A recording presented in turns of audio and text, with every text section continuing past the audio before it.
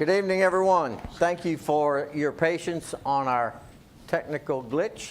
I believe we are operable. Welcome to this special called meeting of the Danville City Commission for today, Wednesday, September the 5th, 2018. I want to frame tonight, and before I ask council to do so, I want to congratulate the citizenry on input and interest and willingness to involve yourself in the process. At the end of this evening, we're all still citizens of this community. At the end of this evening, this is a painting. This is not life and death. We're not changing the name of the town. This is a painting. What's interesting as a painting is that this is what art does. It stirs in different ways. Let us not carry it further than it's intended to be. We're still citizens. We have a voice. We can disagree, and we can agree to disagree. With that said, council, I'd ask for your instructions for everyone's benefit. Thank you, Mayor. As an attempt to provide some overview and context of the situation before us, since this is not a regular proceeding that is before you, I think it prudent to offer just some beginning comments, maybe guidelines to help steer the conversation into an effective dialogue that will allow us to all be on the same page and to hopefully proceed in an efficient manner. As a matter of review for context, the city's Architectural Heritage Review Board on Wednesday, August the 22nd, denied an application for certificate of appropriateness that was submitted by the Heart of Danville for a mural on 3rd Street. We're all well aware of that. And by an email later that afternoon, a formal appeal was filed alleging that the decision of the Heritage Board was made, quote, entirely out of personal artistic preference and was, quote, wrongfully denied based on the belief that the application for the certificate of appropriateness meets all criteria set forth by the revised guidelines. A request was made that that be placed on your agenda, and today's hearing will in fact satisfy their right to an appeal.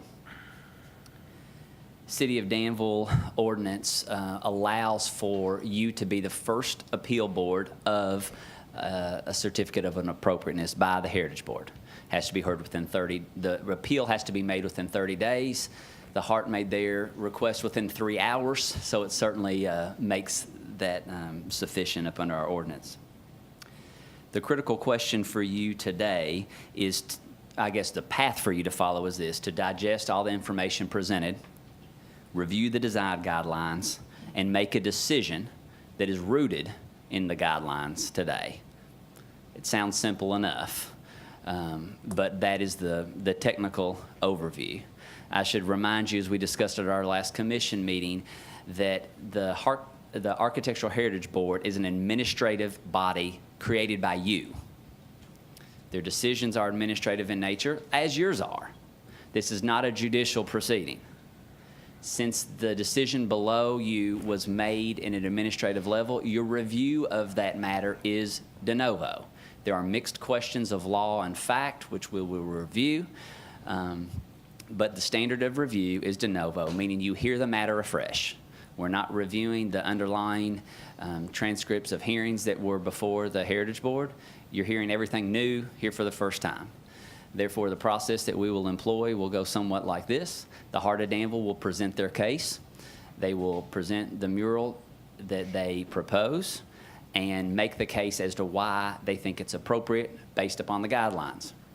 At the close of their argument, then the Heritage Board will have an opportunity to present their side of the facts, At the conclusion of that, some time will be allowed for the heart to counter any points made that they may deem appropriate. At that time, argument is closed. And of course, you can ask questions during the entire process. This is your hearing, so you can ask questions and steer and guide comment however you deem effective. Public comment is not required. It is optional. It's at your discretion. I'd remind you that whatever decision you make shouldn't be rooted in public sentiment, but rather the design guidelines before you. Whatever decision you make needs to be clearly articulated as to why you deem the mural appropriate or not, based upon those guidelines, not upon public sentiment, and not because of any personal preference you may or may not have for it. I've made some effort to point out to you the applicable design guidelines. It's a comprehensive book, as you well know, over 120 some odd pages. What I've pointed out to you are the initial introduction of the guiding principles that are as follows. I think it's worth noting for the public as well. The principles that are meant to be adhered to by the design guidelines are as follows: respect the history and culture of the area, embrace vitality and vibrancy, support cultural identity in the community, promote responsibility, and encourage sustainability. The guidelines are, quote, intended to provide a framework for the community to achieve its vision for the character of a particular area. So, the stated goal of any project and design review should, quote, be to perpetuate Danville's historic district as a culturally rich area of high-quality design.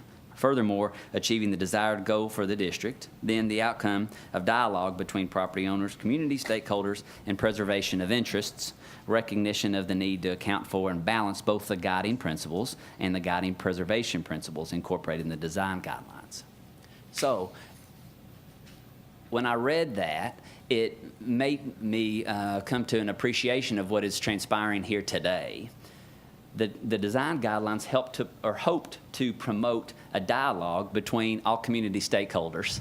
And I think that is why you are seeing today a high level of public interest, and which makes it even more critical for you to review the design guidelines, apply them to the project, but understand that this is a community dialogue. It doesn't rest solely with the Heritage Board. They are the initial reviewer of these matters, but you have a right to hear them as well on appeal to determine if it matches the design guidelines as well in your own judgment. So that's why we're here today. Well, it certainly has done that. It certainly has. And I want to remind you, too, the essential question we're looking at here today. There have been a lot of comments, both at the last meeting and in between, about the process that was employed by the Heritage Board, whether it was appropriate or not. Really, that is beyond the scope of your conversation today. Process questions are certainly important questions, but not in an appeal hearing. Those can be matters of consideration for you at future commission meetings if you desire to change the process that is employed by the Architectural Heritage Board, but not today.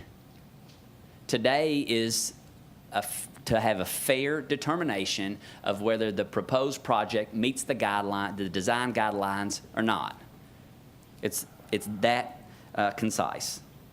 So my ultimate advice is this: just root your decision in the specifics of the guidelines, clearly state them on the record to support whatever decision you make.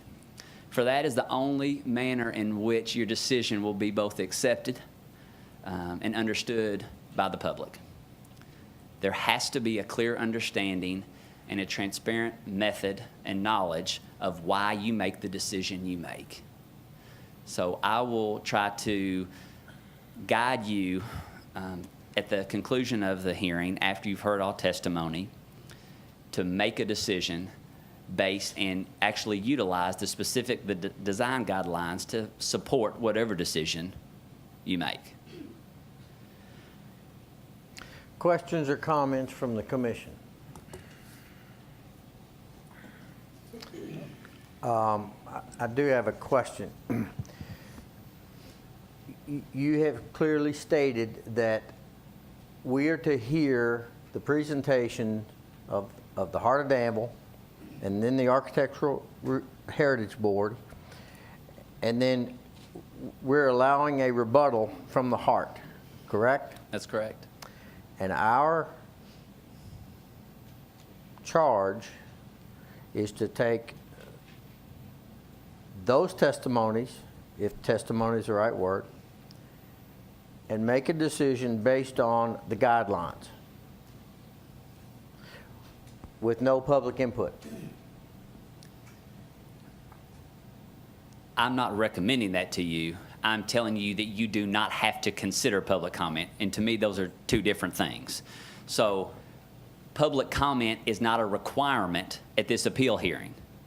Should you choose not to have it or to have it is squarely upon your preference. But if public comment is going to sway a decision that is rooted in fact, rooted in the guidelines, then have we done the day justice? Have we honored the process? All I can say to you is that if you decide to hear public comment, it should not affect your application of the guidelines to the situation at hand. What would deter you from making a fair and sound decision would be if you base your decision upon a tally of those for or against a particular project and didn't root your decision in the design guidelines. Whatever you decide, whether you say, I think it meets the guidelines because of this, and I would want to list in the record the particular guidelines that you think that the proposed mural meets. On the counterpoint, if you do not think that it meets the design guidelines, I would want those stated in the record. And that's not because a particular citizen finds the artwork compelling or disastrous. It's based upon those guidelines. So let me ask a dangerous question. Would it not be wise, upon our deliberation prior to public comment, would it not be wise for each of us individually to write down our vote and sit it in front where nobody else can see it? And then hear public comment. And see if there's anything germane in the public comment that would change that initial opinion based on testimony. Mr. Mayor, let me help you out. Please do. It's very obvious that none of us want to be here tonight, but this is exactly. Is it that obvious? But this is exactly where we need to be. So if I can push this meeting forward, maybe a motion's in order. And I like to suggest. Not to adjourn, please. Well, boy, he was quick on his feet that time, wasn't he? No, I think it's important that we hear the public. You know, we are here for their input. And I think that we're wise enough, if that's the right word, to listen to our attorney and follow his directions and let the input help us determine if it meets or it doesn't meet the guidelines. I think public input will help me get to that point.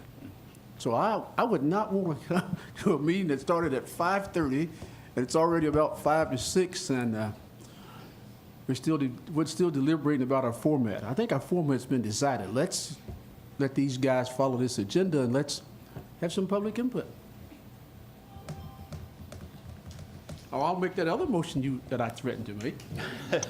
You do at your own peril. I've been known to not move to go into executive session, so I'd love to move to adjourn, but I'm not going to do that. I wouldn't either, do that. I would have to agree with Mr. Atkins.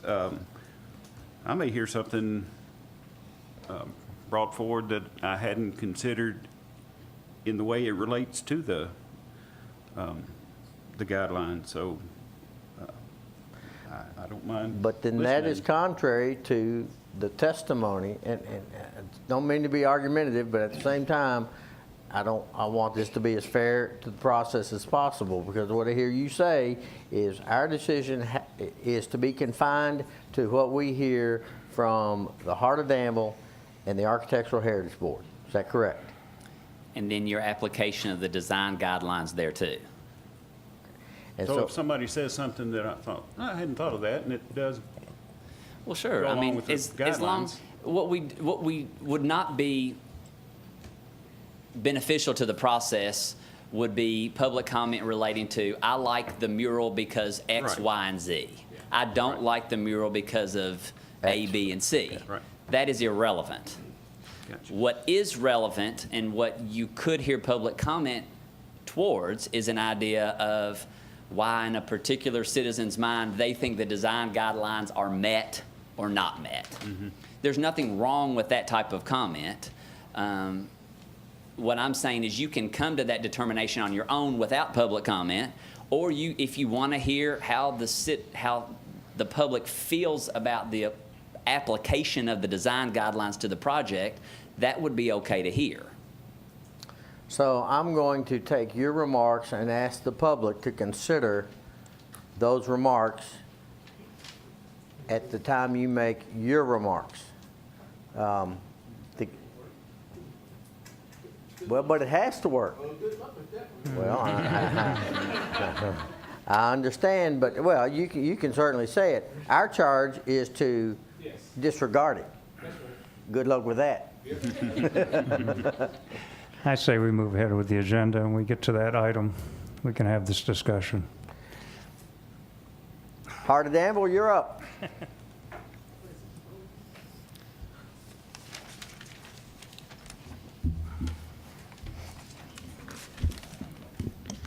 For those of you that don't know me, I'm Nick Wade, the Executive Director of the Heart of Danville. And I'm Kate Snyder. I am on the Board of Directors of the Heart of Danville, currently serving as the Chair of the Design Can Committee. they see over me? What's that? Do I need to move? No. I would like to thank you for taking the time to give this mural proposal a thorough consideration. We understand that public art is still a new concept for Danville, and that there is a learning curve for everyone on the approval process. One of the reasons that the Heart of Danville decided to move forward with one of the first mural proposals under the new guidelines is because we wanted to walk through the steps firsthand to see how it was done so that we can encourage future business owners and artists who are interested in public art on how to move forward. Public art can enhance the community landscape and can increase the economic vitality of downtown Danville. We believe that embracing public art of all varieties creates a cultural value statement about the type of community we want to be. A community that embraces small businesses, encourages entrepreneurs to invest here, invites our youth and graduates to stay here, and is not afraid to take risk. And yes, we do believe that this mural can lead us down the path to achieve that value statement. As the Heart of Danville's Design Committee began this project, the first step was to find a wall. The committee met and walked all over downtown looking for the perfect wall for a mural. We ultimately decided on the proposed wall at 124 North 3rd Street. The wall is big and visible, which makes it a great location for a mural. It is also on the facade not on the facade of a building and is already painted, which follows the design guidelines. The wall is in need of some TLC, with cracks to be fixed and water stains near the top that will be fixed as part of the project. The 2nd Street parking lot is also undergoing a grassroots vibrancy initiative. This area has taken on a cool vibe thanks in part to the efforts by some of the businesses, owners, and organizations.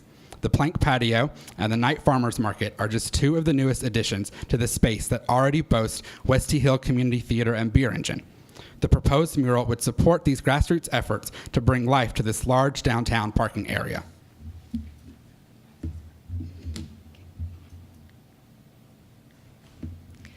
So once we had our wall selected, then we needed to have an artist. And I'd like you guys to meet Andy Ridloff. She offered to Skype in, but we decided that was a little bit too difficult, and she is on location this week actually doing a mural in another community. I actually first came to be aware of Andy's art through VSA Kentucky. VSA is the state organization on arts and disabilities. She is a member of the VSA Teaching Artist roster. That's a juried selection process that recognizes both artistic excellence as well as teaching ability. There are certain funding opportunities that if you wanted to go for them, you would be required to select an artist that has met those criteria and is a member of the Teaching Artist roster. That wasn't a requirement of the funding that we sought, but it's the way that I found Andy and became aware of her artwork. I was immediately impressed by the vibrancy of her style as well as her community engagement process. I've also met Andy several times through statewide arts events. Andy is a member of the Kentucky Arts Council's Board of Directors. She was initially appointed by Steve Bashir, and then she was reappointed by Matt Bevan. And so she serves in that statewide capacity as an advocate for the arts and as sort of a champion for arts throughout the state of Kentucky. Andy has over 20 years of experience as a practicing visual artist and muralist. She has done a lot of different murals, not just across Kentucky, but actually across the country. She's worked in Montana, Michigan, Ohio, Tennessee. She's even ranged further afield. She's done work in Taiwan, in Belgium. She is a well-established artist with a lot of experience behind her, which is one of the reasons that we really looked to her as being a good choice for this project. Andy's design process is one of the things that really appealed to us as well. I loved her style right out of the gate, but what really sold me on her for this project was the way that she engages the community in her work. First, what we had to do when we were approaching this project was to decide on a big question that was going to shape the process. We chose what makes Danville historically bold. And once we gave that question to Andy, she then went out and we had us solicit community input into what that theme meant to the community. So we were able to get input from diverse community members, and the elements of her proposed design that you'll see here in a couple minutes are drawn from that community feedback. We really wanted to get people talking from day one about what it was about Danville that should be reflected in this mural. Designs that are unique to Danville and that reflect Danville's history and culture is one of the sort of criteria of the design guidelines, and so we wanted to make sure that we picked an artist that would be able to fully embody that important step. The actual painting process will also involve the community. On September 22nd, anybody who wants to join in the fun will have the opportunity to paint alongside Andy. When the community is done, she goes back in and does touch-ups for quality control, which gives the finished product, gives us a finished product that is both community-driven but also professionally executed. It gives us the best of both worlds. You get a project that the community has been involved with from day one, but that looks really good at the same time. We've got a little video that we wanted to show that highlights the process, so you can kind of see the way that Andy works and the way that the community gets involved. How do I make that play? Alex, can you play the video?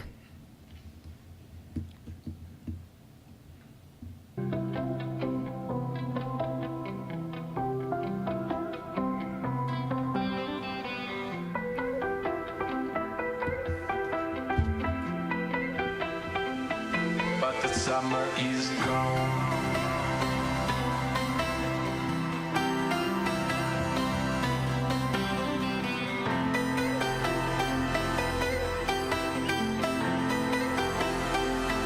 But the summer is gone.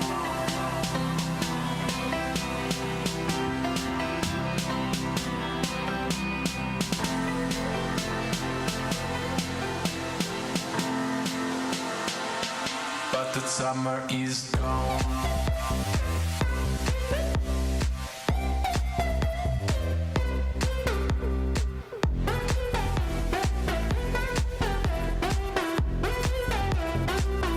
But the summer is gone.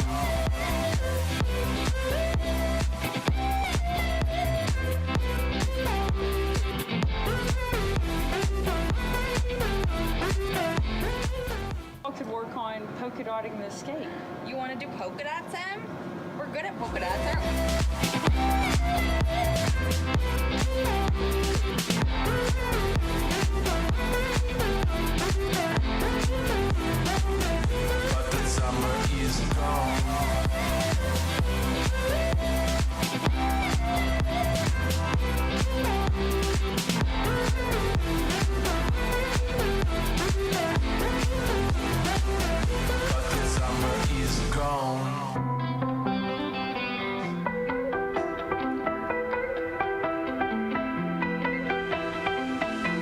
the summer is gone.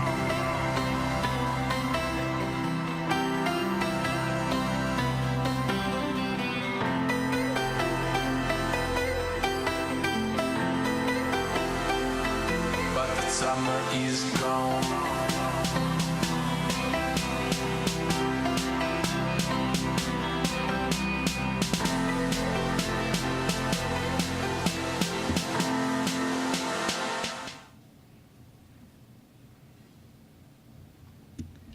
So that gives you a really good sort of snapshot of the way that the artistic process unfolds when Andy actually comes to town to do the mural. She will be on site facilitating the whole process and giving the community a chance to get involved with the design as it goes up onto the wall. I feel like at this point, I am hoping we are all in agreement on 3 points. So the first would be that public art is good. We all agree on that. We all agree that the proposed wall is a great space for a mural. And hopefully we all agree that Andy Rudloff is a qualified, experienced mural artist. So where do we go from there? The conversation of the role of public art in historic communities is happening across the country. This mural is an invitation for Danville to participate in that larger conversation about how art is helping to shape community identity and values. The question that seems to be the sticking point is, can contemporary public artwork be successfully woven into the fabric of historic communities? It might seem like there's no consensus on this point given the lively debate that has broken out over the past few weeks, but I actually disagree. I would argue that historic communities throughout the state, around the country, and even around the world have already answered this question with a resounding yes, and we can learn from that example. So I know that you all received some information from me with examples of contemporary murals around the state of Kentucky, but for the public, we wanted to kind of spotlight some of those tonight. So I would like to show you some examples around this conversation, and we did focus our example search on Kentucky communities, specifically that are certified local government designations, just like we are, and all of these murals are also located in the historic overlay districts of those said communities. So this is one example in Covington. This sits across from a vacant lot. This mural has since been destroyed and been rebuilt by a redevelopment, a multi-million-dollar development happening in Covington. This is on the back of the Jenny Wiley Theater in Pikeville, Kentucky. This one is done in Hopkinsville, and it was painted just for the eclipse that happened last summer. This one is also in Hopkinsville for the Boys and Girls Club. This mural is located in a skate park in Newport, Kentucky, inside of their historic district. And this mural was painted by the skaters that actually skate there. This one is in the Frankfurt flood wall, once again in their historic district. This mural was part of a summer camp project by 2 local artists that partnered with a children's summer camp. And I believe there are about 20 panels in total that kind of spread the length of the flood wall. And our final example is actually an Andy Rudloff mural. This is a recent mural completed in Bowling Green, I believe last July, which is actually located in the College Hill Historic District. So it is located in a historic district and did have to go through the review process in order to be located there. And those are our examples from around the state, but it also occurred to me that we have examples right here in Danville already of the ways in which our community has embraced a more contemporary style of artwork and has really enjoyed that. This is a temporary mural that was installed in 2013 for the Brass Band Festival, and it was on Main Street. This is the front facade of the Gilcher Building right there on Main Street. This one is from 2015, and again, same location. It's on Main Street on the front windows of the Gilcher Building. It was a tribute to the artist Edward Muybridge and what he contributed to artistic understanding of depictions of horses in motion. This one is also on Main Street, and it was done in 2016 in conjunction with the Boyle County Public Library during their community read program that focused around Edgar Allan Poe. All of those are, understandably, they are temporary murals, which I recognize is different from something that is going to last for 10 years. except I don't think it is that different. It's something that enhanced our community in the time that it was there. They were smack in the middle of Main Street. They weren't even on a side facade. And everybody, I think, agreed that they contributed quite a bit to the community. Moving into the realm of more permanent public art, now that we have the new design guidelines in place, this is the Art Local mural that was approved just earlier this year and installed.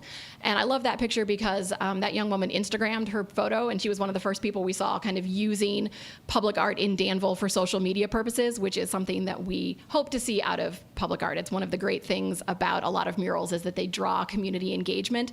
People like to put themselves into those images and celebrate that fact.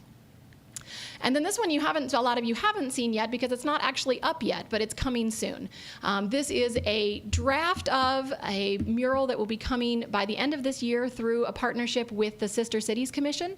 It is part of the artist exchange that we have with Carrickfergus, Northern Ireland.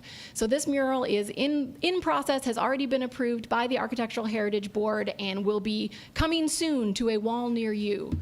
The thing that we kind of wanted to come out of this was that these murals are all considered contemporary works of art, and several of them were even located right on Main Street. The community has embraced these pieces, and to the best of my knowledge, there hasn't been any negative feedback from these murals. I have not heard anybody suggest that having these vibrant, interesting murals right on Main Street has somehow compromised the historic character of our community. If anything, they've enhanced it. They've gotten us national media attention. They've drawn our community together around some of the shared events and activities that we're so proud of, and I think it's a great example of the ways that Danville's actually already crossed this bridge. We just didn't really realize it at the time, and now it makes it a little easier for us to keep moving forward. Yep. So I know many of you have seen this. This is the proposed mural design with sample colors for illustration. The color palette was chosen from the recent branding initiative completed by the CVB. Those are all of our branding colors, which you'll also see at the bottom of the screen. The mural may have a contemporary style, but it is rooted in our history. This design celebrates Danville and showcases many of the institutions, events, and accomplishments of which we are justly proud. I would also like to point out that there are certain elements in the mural that will be colored appropriately. On the far left is an American flag that will be colored with red, white, and blue. And in the center, there are Trinity's doors, which will be red. They will not be orange, they'll not be pink. They'll be the appropriate colors for those items. We recognize that not everyone will love the design, but feel strongly that personal opinion cannot be the arbitrator of public art content. We believe that the Heart of Danville did our due diligence in preparation for this project. We looked through the design guidelines and followed them to a T. We selected a location that is on a side elevation of a building that has historically been painted. Our design does not impair the ability to interpret the historic character of the building, and it does not obscure any character-defining features. Our design is unique to Danville, and it relates to the heritage and character of our community. This mural will be a great addition to downtown Danville. Thank you. That's all we got. Are there questions from the Board of Commissioners?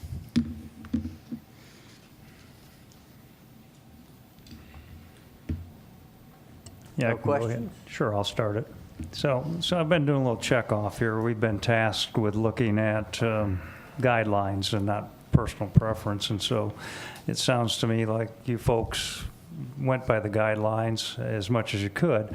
One that I was not able to check off on was support the cultural identity in the community, and maybe I just am overlooking it here a little bit, but can you just kind of tell me how that one's filled? Yeah, so I mean, the recent branding initiative deemed us as historically bold, and we feel like this mural really reflects that culture of our community. It highlights the things that we're known for, not only historically, but also to move us forward. There's a bourbon barrel in the front, which kind of highlights the fact that we have a new bourbon industry that is booming in our community. We've seen that with the addition of 2 distilleries and 1 that is on its way. We have the historic courthouse and Center College, things that deem us City of First, the original branding that we all as a community love. And so I think that the mural does a really good job kind of defining our community culture and shows that.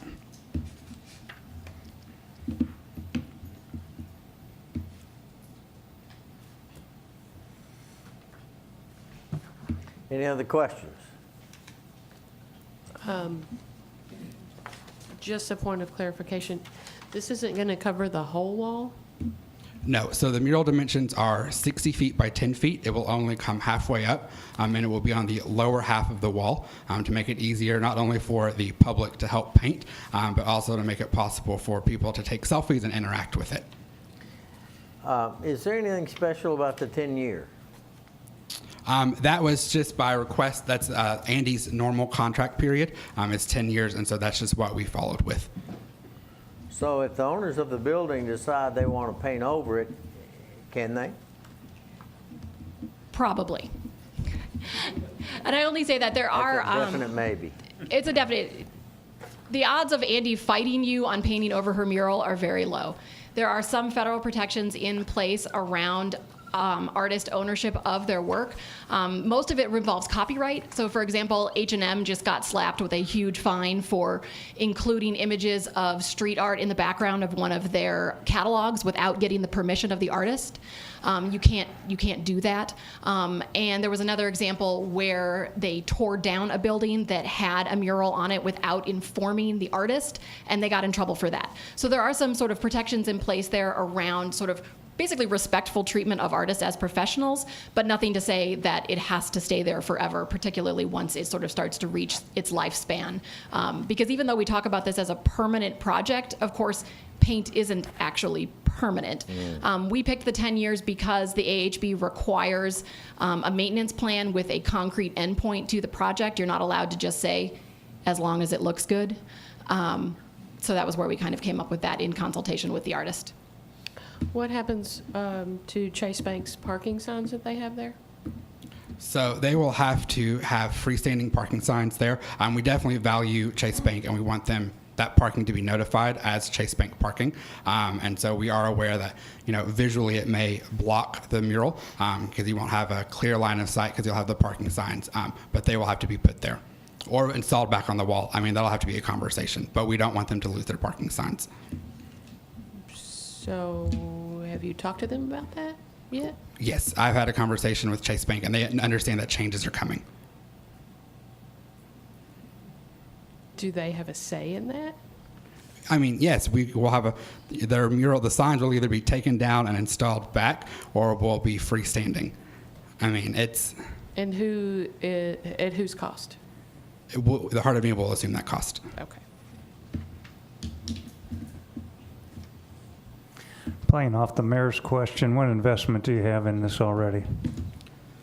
So besides the months of time and planning that have been underway, we've been working on this project since January of 2018. We currently have a financial investment of $3,000. The $1,000 was the retainer fee for Andy, and then the $2,000 was to actually receive the design. It's very customary in art world you don't get a design until the artist has been paid, and that's just respect of the artist. The complete project will have a budget of about $7,500. We owe Andy another $2,000 to finish the project, which includes the actual painting day, and then $2,500 of that includes preparation of the site.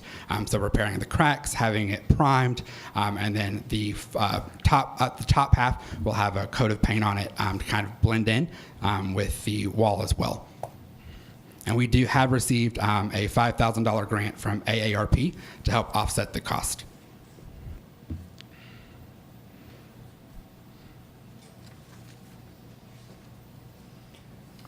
Any further questions?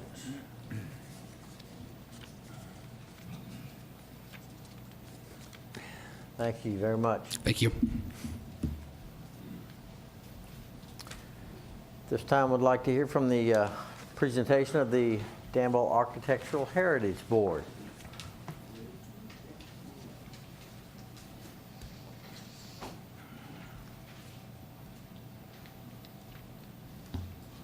Good.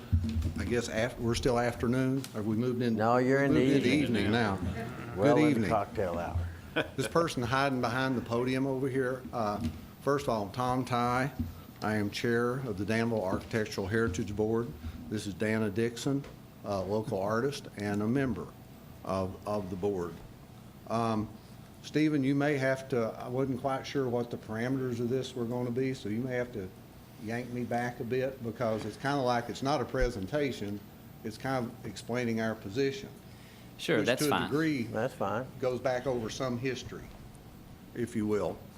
The first thing I would like to say is I'm concerned, somewhat saddened and disappointed that this has brought a certain amount of division to this community. This should be something joyful that we're working on. Let me say it was never the intention of the Danville Architectural Heritage Board to cause this kind of division.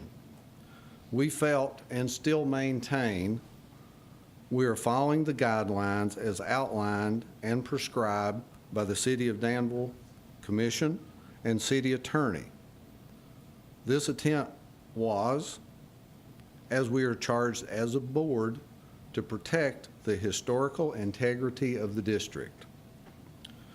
We did not disapprove of the art, we disapproved of the site.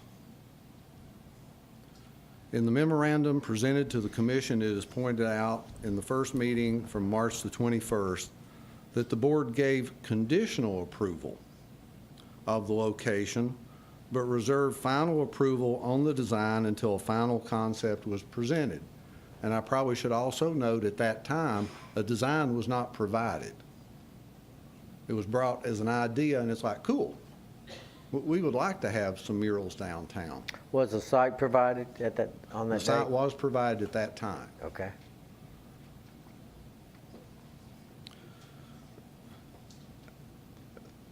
There was a discussion at that time of what happens if this is ultimately disproved or not approved.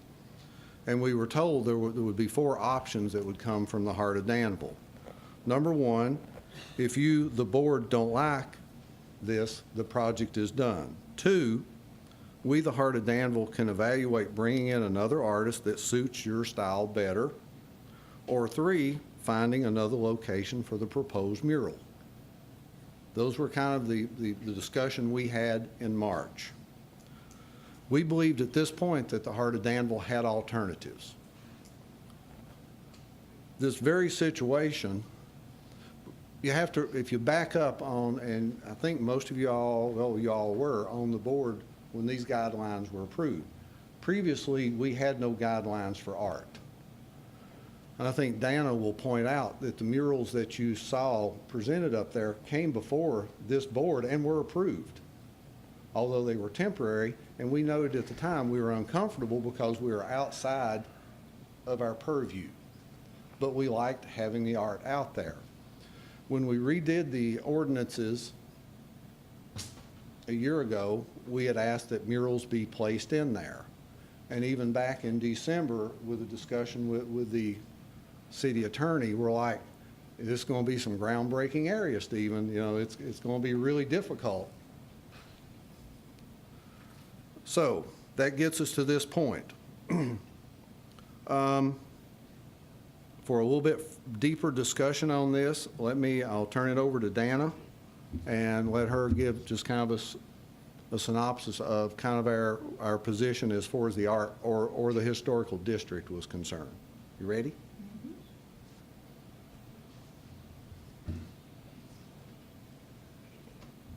I have to have a prop. We all have problems. You could have worked on the projector. I don't think so. Could you have that? Okay, thank you.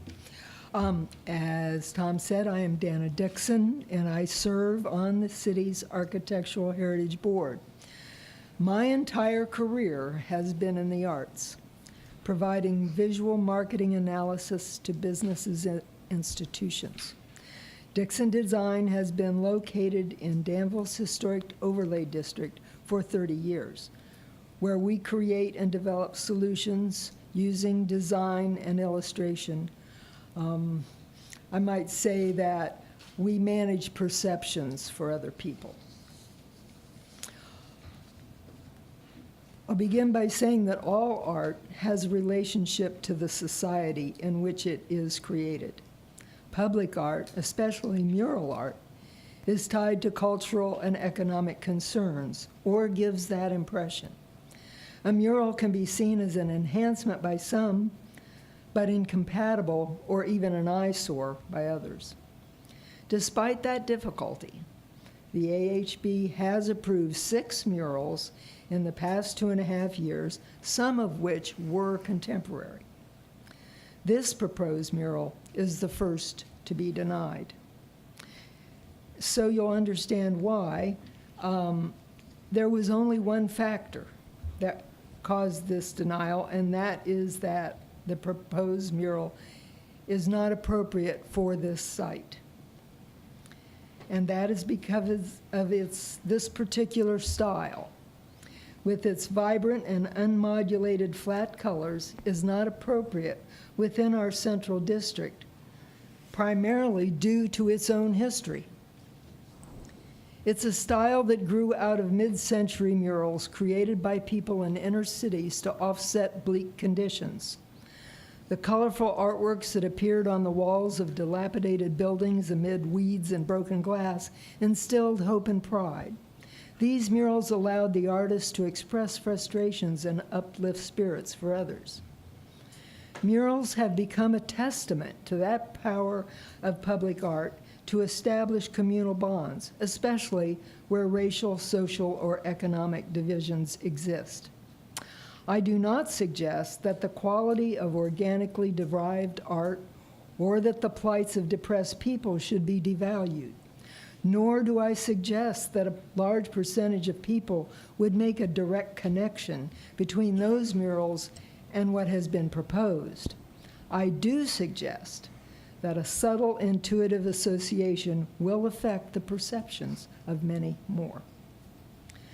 While some level of division and disparity occurs within any community, a mural style that is derived from strife is not compatible with Danville's overarching history of economic viability and leadership in education, science, and law. Instead, it would be in direct contrast to the historic ambiance that our visitors seek and property owners have invested to preserve. It is significant that the examples of the artist installations that were shown to us in our last presentation on which we had to base our decision, none is located in a state-designated historical overlay district that requires a certificate of appropriateness. That fact speaks to the heart of the matter and supports our decision. Visitors to Danville comment on a sense of history not seen in other central Kentucky cities. They admire all the grand homes on Maple or Lexington Avenue. They marvel at the antebellum home that appeared in a Hollywood film. Approaching the downtown business district from North 3rd takes them by Beaten Biscuit Row, the original library, and a historic church. To then come upon this mural, featured on a prominent wall, would abruptly dispel that wondrous sense of history. While the proposed design has local references, the overall impression may seem repetitive to those who visited the cities and where this artist's work appears. A perception that Danville has become trend-following rather than trend-setting may well result.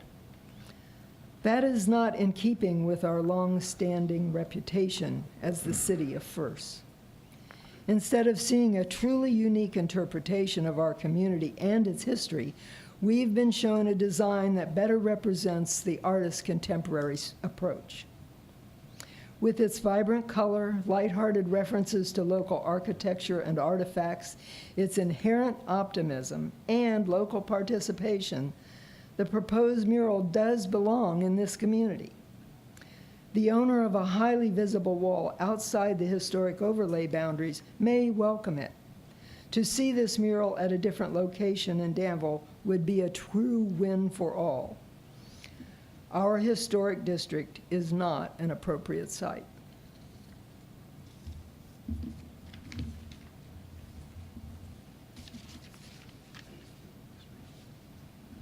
If I stand on this, I'll be way too tall. So that pretty much is it. I'll throw in just a couple of other things. And actually, I think maybe a question from either Kevin or Rick.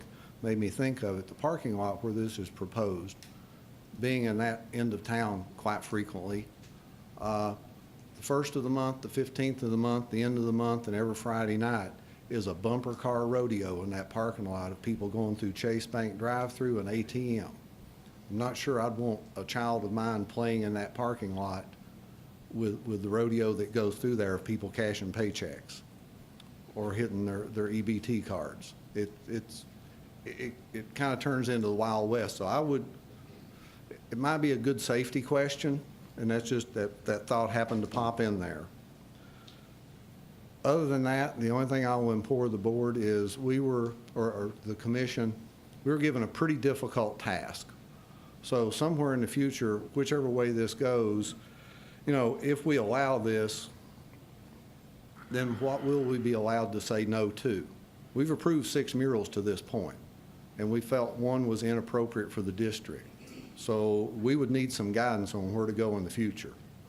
With that, I thank you.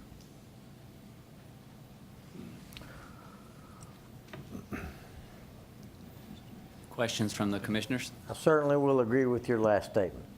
I think we have some additional work to do. But as you said, and referenced a moment ago to Councilor Dexter, when we included murals in the design guidelines and ordinance, we knew that was going to be a first try, and we're going to need to Exactly. make a second try. I mean, if you go back to that December 20th video and replay it from YouTube, I mean, we had probably a fairly long discussion on that, Stephen, about what happens if this goes to the commission.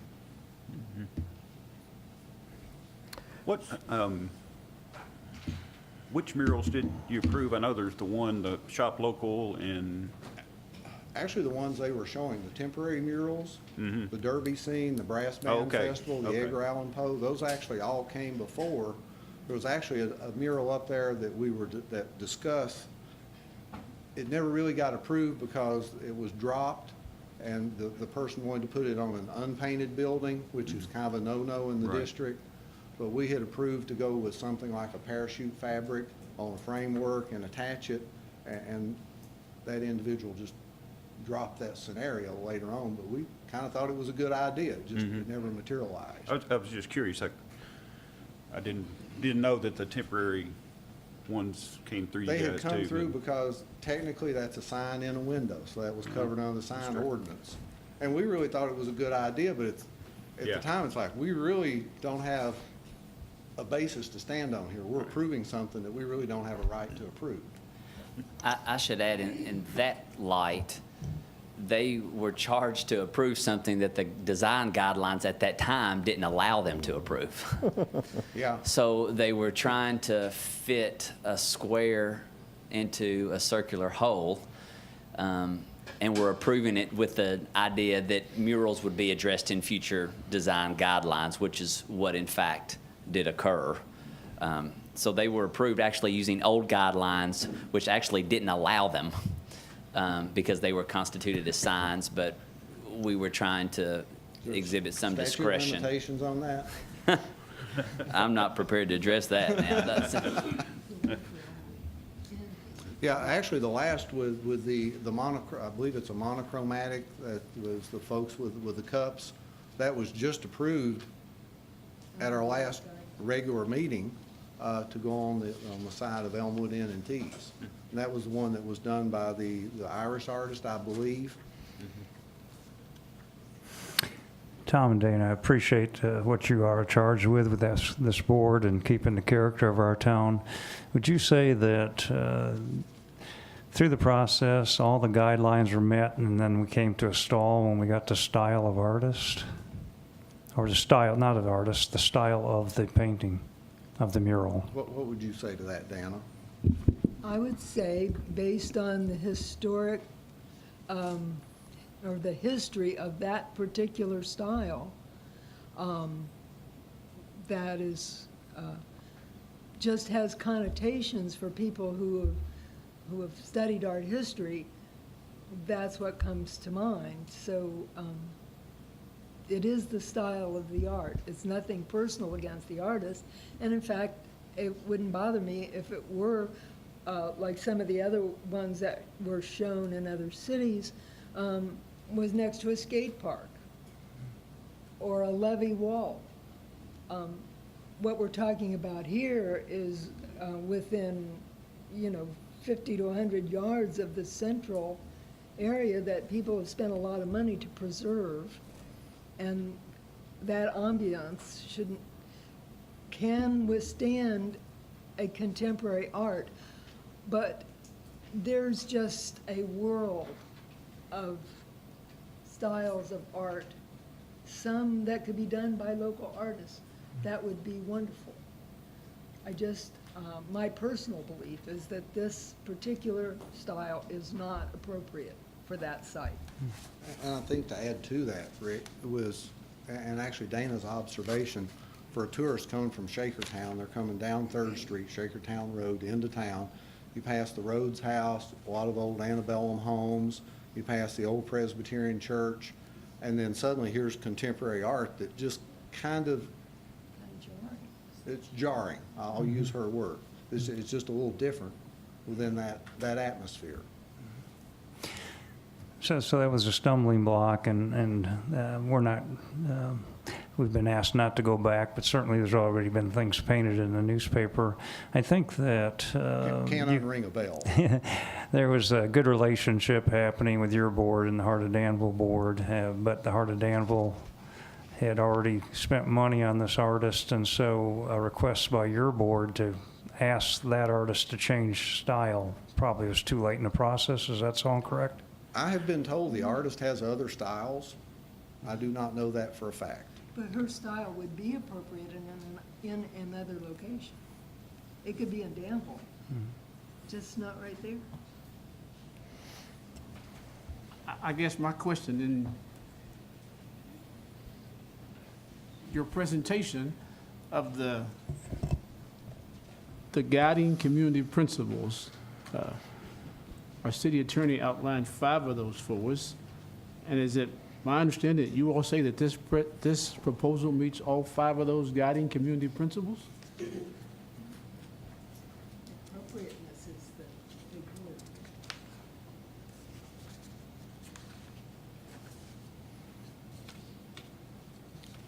Without I those can't answer that. specifically in front of me, I would have to go back to the appropriateness.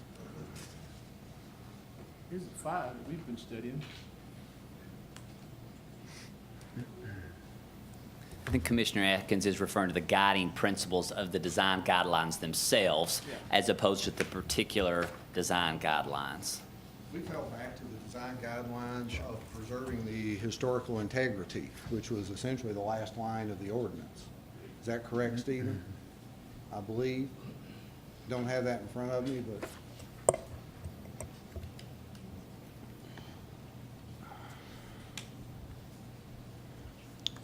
You're on page 100. Something about a negative impact in the character of the neighborhood or something. There's a to that paragraph effect. at the top under 6.3.3 on page 100 of the guidelines. The last sentence says, to achieve maximum effectiveness, public art should in all cases be sensitively integrated into the fabric of the community so as to enhance rather than detract from or diminish the inherent qualities of the historic district. And I believe that's what the AHB cited at their hearing. That's that right. is correct.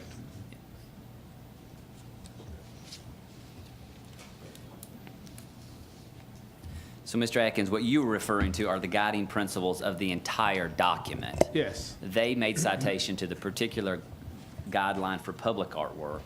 I think, Mr. Chairman, what he's referring to is your feelings on how the mural relates to the overall guidelines for the entire district, which were to the principles, rather, to show respect to history and culture, embrace vitality, support cultural identity, promote responsibility, and encourage sustainability. I think he was asking how you feel that the mural does not meet those principles. I would have to say, as it comes into the specific elements of the ordinance, those would be, I don't want to say it'd be subject to some interpretation, but those are, it's kind of like the preamble to the Constitution. It sets a framework, but it doesn't give you any guidance for what specifically is going to happen. That's about as good an answer as I can, on the spur of the moment, provide. And those judgments are what we have been asked to make. I mean, we are charged with following the ordinance. Am I correct? You are. Thank you.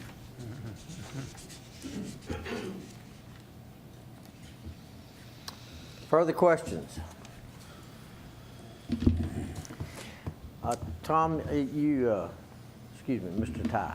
Yes, sir. You, one of your early comments was that the disapproval was based on the site. But I also heard later on that the disapproval was based on the style and the site. I think, and Dana, correct me if I'm wrong, it was an incongruity of the style and the site. That style would have been okay at another site. Okay. Does that clarify a bit for you? Yeah, it does. I think we're pretty much on record saying we're fine with the style, just not there. And you have no problem with a mural on that site? Love to have a mural there. Just for the I'll record. throw out, this is kind of way out of left field. We have an unused mural sitting down in Constitution Square. It'd look lovely hanging on the side of that building. Right. And I'm not sure we have a place for it. We don't. Kind of got out in the weeds there a little bit. Any other questions or comments for Tom or Dana? I'll say I appreciate the work your board does. I probably said that before, so it's a. Pay raise would be nice. Thank you. We'll double. We'll Thank triple you. it, yeah. We'll double it. Thank you. Thank you both. I'd like to offer a rebuttal to the, if it suits the commission, I'd like to offer a rebuttal to the Heart of Danville at this time. I don't have much to say. I would like to start by saying that while, this process has not gone the way that we had intended it, we do very much have respect for the work of the Architectural Heritage Board and what they are tasked to do. We see their value, and we know that they are here to protect downtown just as much as the Heart of Danville is here to promote downtown. And so I think it's very important that the commissioners and you, Mayor, and the public are aware of that. I would also like to point out that the Bunny Davis mural that Mr. Ty referenced, we are working on a location for that now, so that's not an option for this particular project. And I would remind you that the conversations kept revolving around this mural would be good at another location, but you are here tonight to decide if this mural is a good fit for this location, not another location. Thank you, Nick. Mr. Mayor, ladies and gentlemen. I'm Logan Gurman. I have the privilege and honor of serving as the board president for the Heart of Danville. Please note that my remarks have not been approved by that board today, and I speak solely on my own behalf. First, regardless of today's outcome of the hearing, I want to thank you for giving us this hearing so quickly. I know you are all taking time out of your lives to schedule to hear us, and I appreciate that very much. In a world with so much noise, I appreciate your willingness to listen. Part of me laments that our community is having this argument. A family fight, an airing of dirty laundry. But on another level, I'm encouraged to see so many people on both sides of this issue so passionate about our community and the future of Danville. I'd like to make 3 points. Lescaut is the setting of a complex of caves near the village of Montignac in southwestern France. Over 600 wall paintings cover the interior walls and ceilings of that cave. The paintings represent primarily large animals and typical local and contemporary fauna that correspond with the fossil record of the Upper Paleolithic era. The drawings are the combined work of many generations, and the age of the paintings is estimated to be around 17,000 years. We can assume that the cave system was considered communal property because communal property of the cavemen living there, because things like writing, villages, and the concept of private property had not yet been invented. So why is this relevant? At the last hearing of the AHB board, one member was opposed to the mural, calling it trendy. Given that paintings on walls visible to the whole community goes back 17,000 years, cave painting, applying paint to walls in a public place, just like a mural, is the foundation of human expression. Murals have clearly been historic and prehistoric, clearly have historic and prehistoric precedents and are anything but trendy. Murals have been historically appropriate for 17,000 years. The AHB has approved other murals in other places inside the historic district. The only difference between those murals and this one is the content. That is the subject matter and style. They have chosen to censor this mural based on what and how the artist would be expressing herself on private property. You know what else has historic precedent? Freedom of expression, dating back to the Bill of Rights. Freedom of expression has been historically appropriate since the First Amendment was ratified right along with the American Constitution in 1791. As a conservative, I see this as a prime example of the overreach of government into the private lives and private property of our citizens. One of the missions of the Heart of Danville, as well as other organizations such as the Economic Development Partnership, is to recruit businesses and individuals to invest and do business in our town and our community. The AHB is a real and tangible impediment to doing business in Danville's downtown corridor. We ask businesses to locate here, then the AHB proceeds to tell them what kind of antique windows and doors they can install, what shape their gutters shall be, and how the owners can paint the buildings in which they have just invested. Both the rules imposed by the AHB and the process itself are deterrents to businesses and individuals who have the vision, capital, and inclination to invest in Danville's downtown. We can all agree that a well-preserved, attractive, that we all want a well-preserved, attractive, and charming downtown. However, as a real estate broker and investor, I strongly believe that the AHB's regulations and their own daunting processes keep good folks from investing in this part of our community. I have heard from property owners and potential investors about these obstacles, but many are unwilling to come forward and speak on the record, fearing future interactions with the board. I speak openly today as I do not own property within the jurisdiction. Perhaps the AHB was within their purview to censor this mural. If that is the case, I feel that the AHB has been invested with far too much power. Thank you. Thank you. So that was not a Heart of Danville statement? If you would, yeah. Excuse me a minute. Yes, ma'am. I just, was that a Heart of Danville statement? It was my own. Okay, well, this is the Heart of Danville. I'm chairman of that board, so I felt it was an appropriate time for me to speak. It's been requested that we take a break before we go further and hear the public, which I'm sure will take some time. If it meets with your all's approval. Okay. It does. We'll take 5 minutes. Thank you, gentlemen.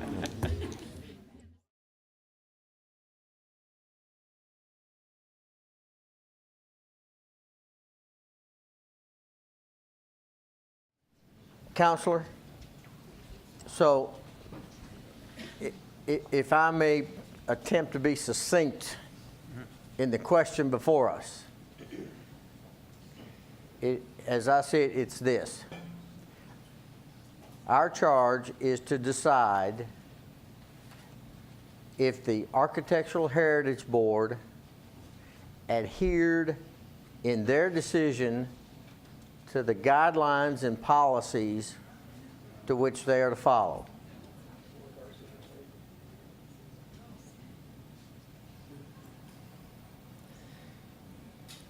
Your decision, I'm sorry, I'm trying to be thoughtful in my reply.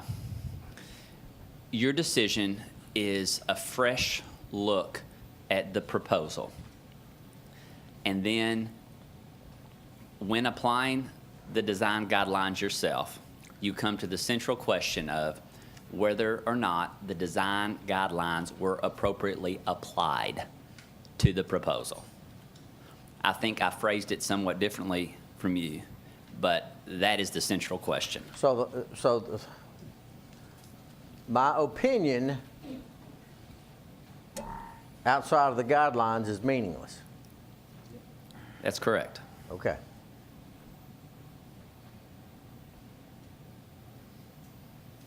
And a little bit more clarity then would be that before we leave tonight, we'll be voting on whether we want that mural at that site, correct? Based on meeting the guidelines? No. You will be making a decision on whether or not the proposed mural, which as it is at a particular site, okay. is appropriate based upon the design guidelines. Yeah, that's what you said, sorry. That's correct. Can we read that statement again? Your decision No, tonight. can I read? Okay, yeah, sure, You sorry. shared one with us.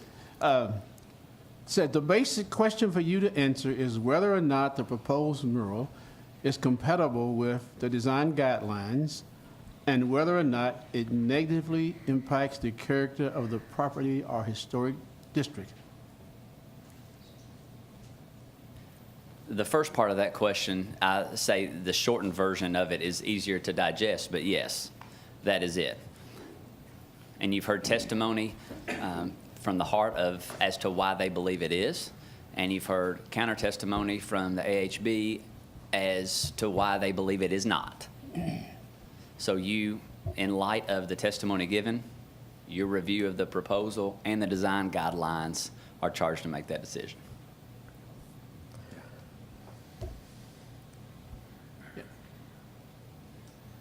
Well, just so we're all on the same page, I have been studying these specific public artwork guidelines, and I think there's some talk about the general guidelines, but I have been comparing this to the specific guidelines for public artwork on page 100. That's what you should be doing. Yeah. That's what you should be doing. I provided to you the guiding principles because they are applicable throughout the entire guidelines. Right. So the more specific should always drive your decision. However, I think the overall guiding principles are important. They're called guiding principles because they are in fact supposed to guide you throughout the entire reading of the specific guidelines. So I don't think a review of them is misplaced. The specific controls, however, I think you can also look at those guiding principles as an extra matter of review. I just wanted to make sure we were all considering the same guidelines. Page 100. What other guidelines would we No, consider? the specific versus the general, I think. And let me distinguish my comment. We have guiding principles. Right. We have specific guidelines. Yeah. Two different things. So something can, Yeah. and they should be compatible with both. Okay? Clear as mud. Clear as what? Mud. Oh, okay. With that, I'm going to get a sign from the commission that, with a nod, one way or the other, you're ready for public comment? Okay. Here's how I want Are you ready for my motion? You have every right to make a motion, sir. Okay, well, I'm contemplating it, so let's go ahead. Here's how I would like this to occur, because the hour is 7:05. It's Wednesday night. I'm going to alternate between those that signed in support and those that signed in opposition. Each person will have 2 minutes. 2 minutes.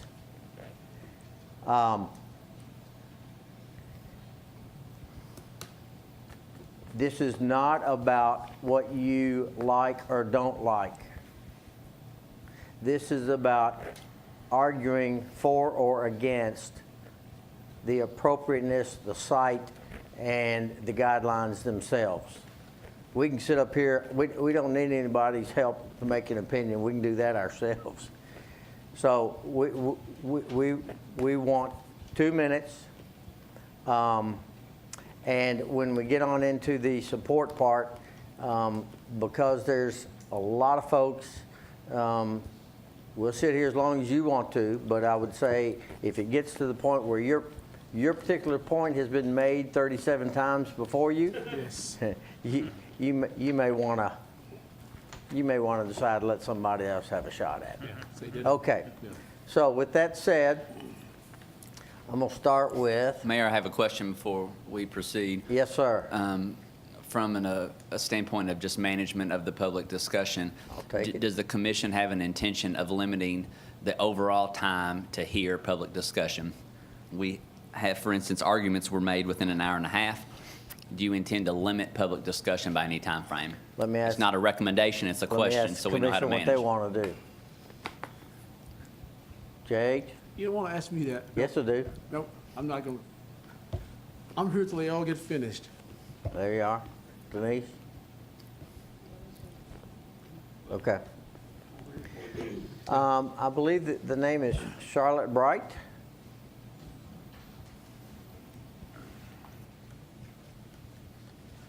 Good evening. Good evening. It's actually Charlotta Bright Norby. I'm sorry, thank you. That's okay. I just want to briefly say I would encourage you not to consider the statements of Dana or Donna, whatever, Miss Dixon. It sounded to me that what she was expressing was her opinion and not an application of the guidelines. I was actually very disturbed by her testimony, so-called testimony.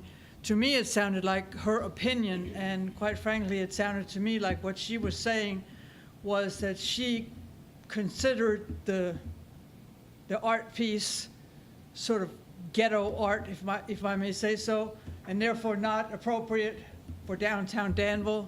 She said it would be appropriate for another part of town. She didn't say which one. She said it was too optimistic. I don't know if she would like depressing art in downtown, but I thought it was really disturbing and upsetting what I heard her say, and I thought it really was an expression of her opinion of the quality or type of art and not an application of the guidelines whatsoever. Thank you, ma'am. Thank you. In opposition, Stephen Knight. Thank you. I believe I've recovered from my trip to the land of the lost. But, you know, in your own guidelines, it specifically says in there that the murals, and it addresses murals specifically, should be unique to the city of Danville, and this certainly is not unique to the city of Danville, this particular mural. So I think right there it's in violation of the specific guidelines relating to murals. So if you take that into consideration. And I think that to address earlier comments by the Hard Danville's chairman, I think this mural actually, since he addressed it and opened the door, I will say I think that actually hurts economic development efforts in this community because of the mural's location. And I think that it is, again, appropriate possibly for other areas in the community, but it's inappropriate in the historic district, inappropriate on that building, that location, and it would hurt those efforts. I'd also like to say that I hold Ms. Dixon in high esteem. She's contributed much to this community for many, many years. I respect what she had to say. I think she was following your charge, which you had given her as a member of the Architectural Heritage Board, and I think you should take what she had to say with great weight, as well as you should their decision that has come before you. Otherwise, why do you have that board to begin with? Thank you. Thank you, sir. Next, we have Mr. John Kaywood. Mayor, if I may, I would like to request to go last, please. Request accepted. We have a bigger stakeholder in all of this, so that's why. Just be working on your speech to get it down to 2 minutes. I'll probably ask for an extension. We're not the IRS, sir. Joanne Rice.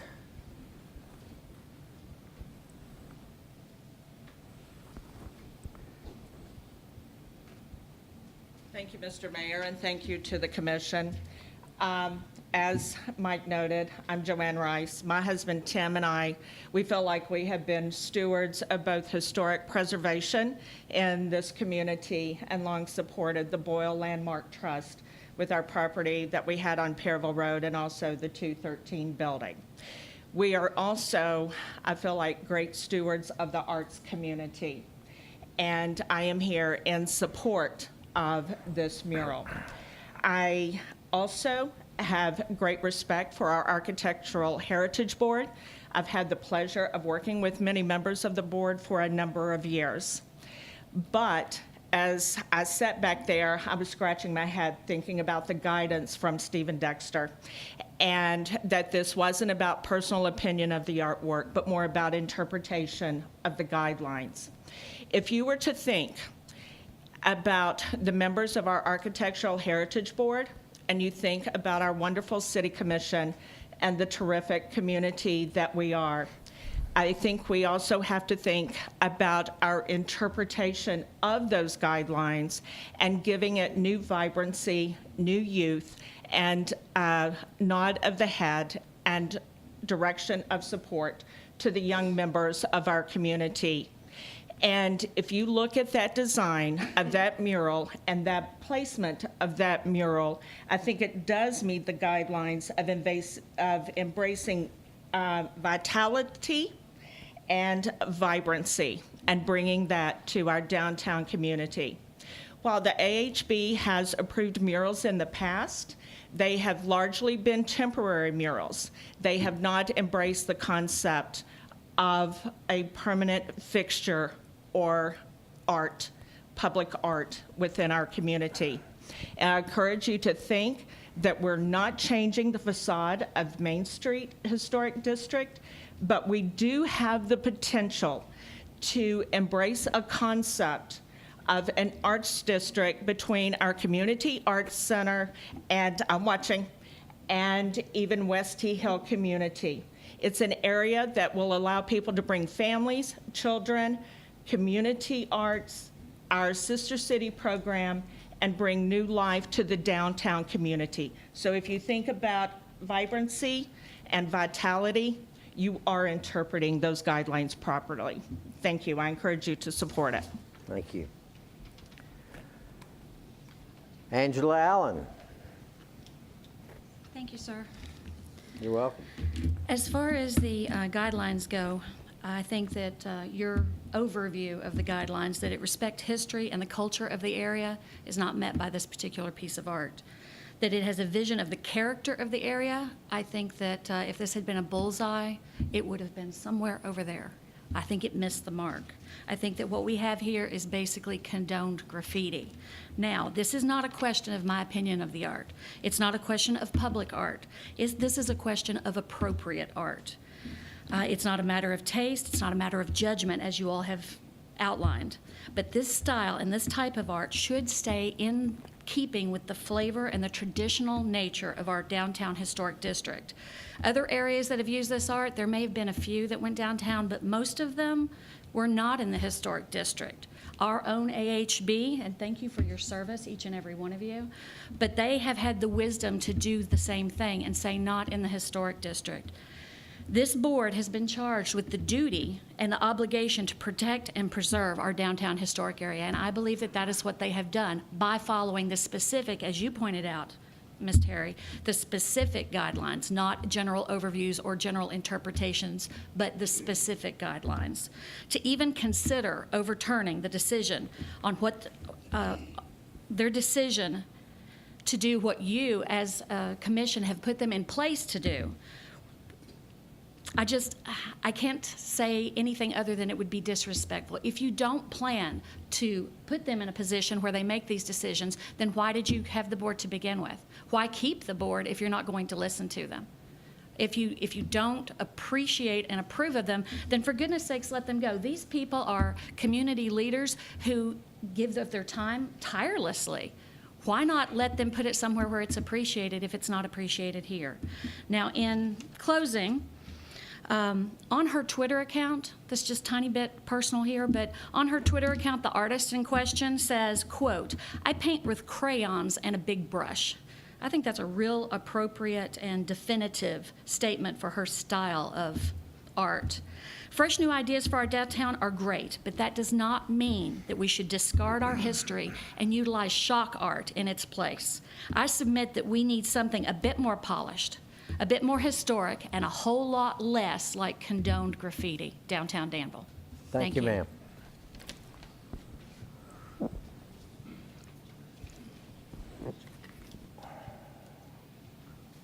Okay, I've got a name up here I can't read.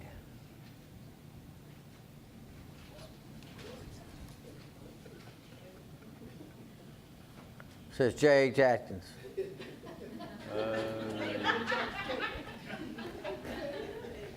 Start.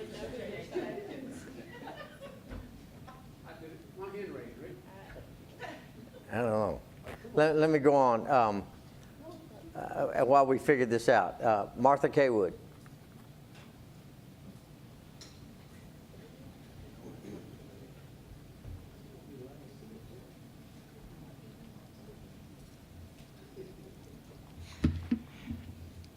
I'm Martha K. Wood.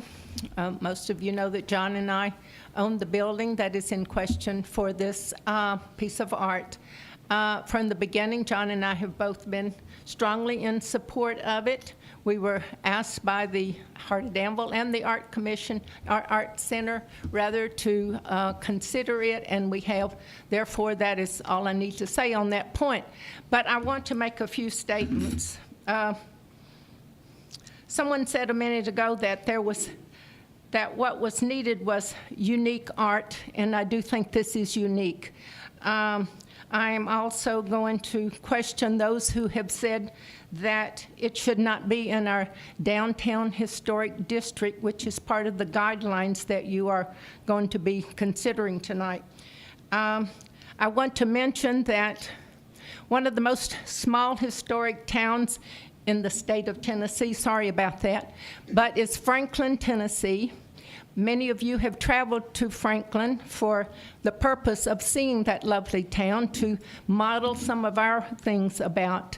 And this artist has painted a mural in the middle of their downtown. So I cannot say that historically that that should be considered that Danville is better than, or that we cannot consider something that is perhaps a little on the edge. And I'm offended that anyone thinks it's ghetto art.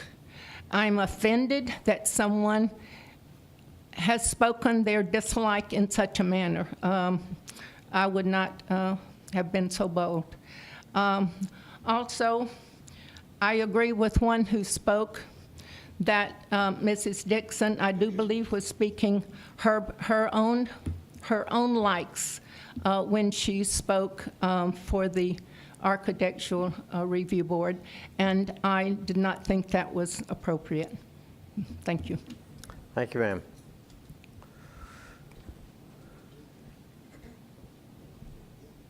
Don Nelson. Figure it out.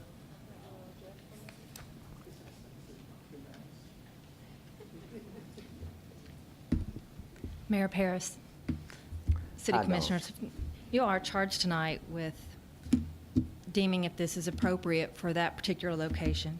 And some things I would like to be considered is the location of this particular piece of art.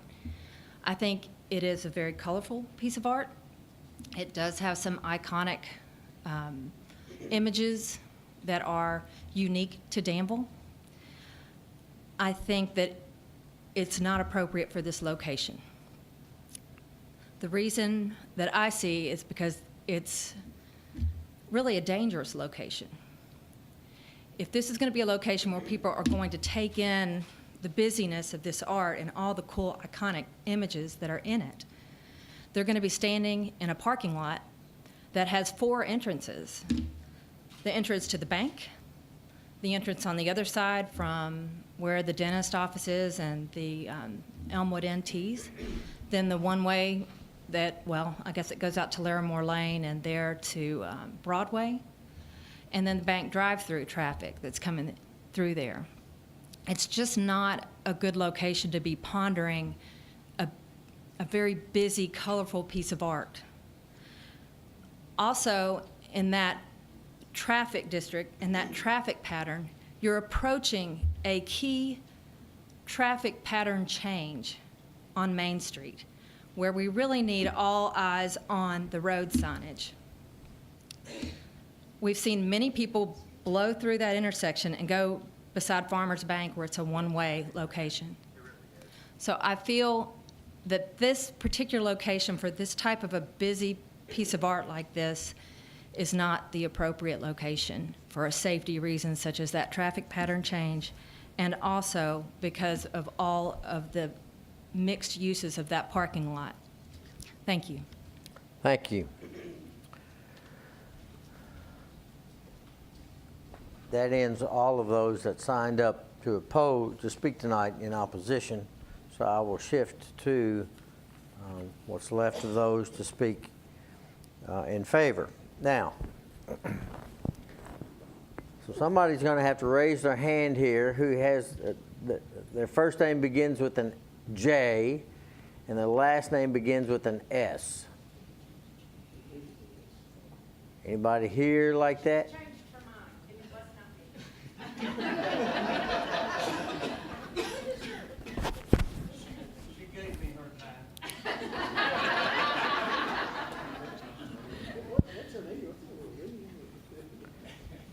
You gotta,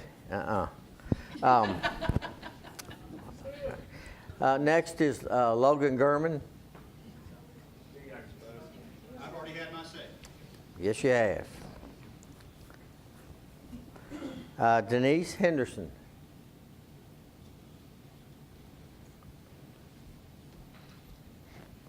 So this is a little bit different for me. I've never really been involved in a process like this, and I think what I do really appreciate is how everybody's been brought together, how it's brought so much attention to art into Danville. I kind of look around the room, and there's not a lot of people here that are my age.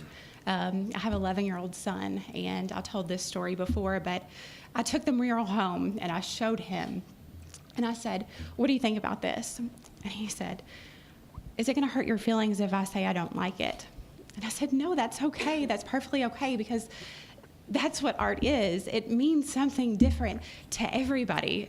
It's not the same thing to one person it is for the other. It's about stirring an emotion inside of you, and that's what it's done. We've made that possible through this piece of art that isn't even on a wall yet. So I think a big step has already been made for Danville. We are being historically bold by standing up and saying, I think this is different. But sometimes different is a good thing. You know, I want there to be a downtown where my 11-year-old son wants to go and take a picture by a mural and look like he's putting in his hands in the thing of paint. And you know, I want other people from other communities to say, oh my gosh, look what Danville did. Let's go take a picture in front of it. Let's hashtag it for my age group. And show other people how really cool this is. And it's paint. You're exactly right. It's paint. It's paint that stirs emotion. And it's just temporary. But think of what it could do for this town. Thank you. Thank you. Mary Beth Touchstone.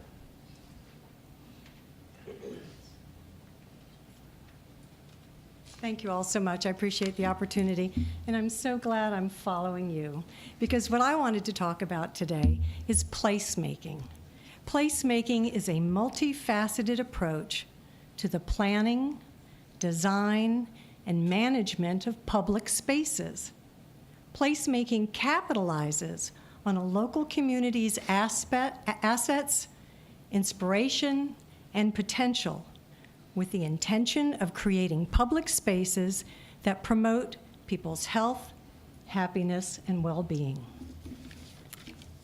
West T Hill Community Theater, the Beer Engine, the Plank, food trucks, farmers markets, Elmwood Inn Fine Teas, Derby Shop, and Rags. What do these have in common? They are active and integral players in a grassroots effort in placemaking. You are witnessing a remarkable transformation of a parking lot into a hip and vibrant place, one that is essentially privately funded.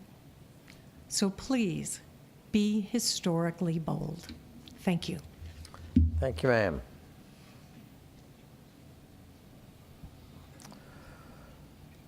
And next is Jeff Thornton.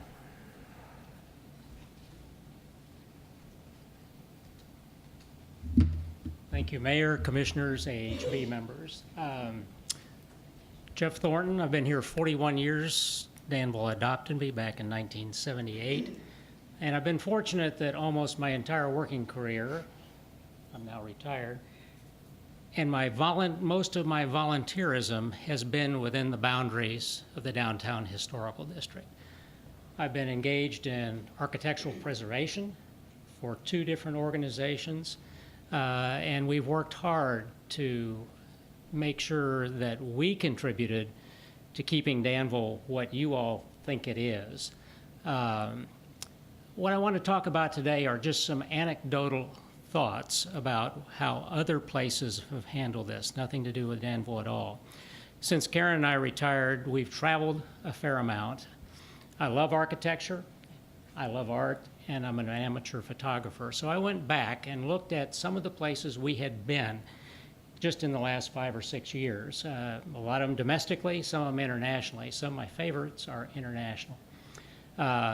We've been in Galway, we've been in Dublin, we've been in Brussels, we've been in Amsterdam, we've been in London, and several other places.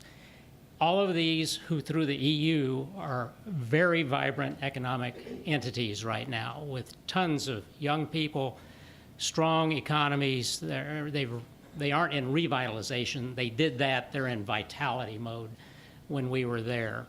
And some of the most favorite photographs that I have had, and I went back and looked through, in addition to some of the old walls and buildings that date from the 11 and 1200s, are some of the mural wall art. And what you found is acceptable, and I don't know anything about their guidelines or anything else, but it is obviously acceptable in some of these oldest of the old communities, is you have vibrant, colorful art right next to a 1300 piece of a wall coming out from an old part of a city. Much of the art that's there is cartoonish in nature, or it might be surrealistic. None of it is, what we would consider authentic master's paintings. It's designed to get attention to a particular district within the old town or something going on economically, but it attracts a lot of people. And again, it's right next to buildings that are older than Danville could ever hope to be. So with that, I think, just think about where we're going with this. There is a way in other communities where they figured out a way to put the oldest of the old and the brightest of the bright in the same spot. Thank you, sir. Next we have Ray Hammond.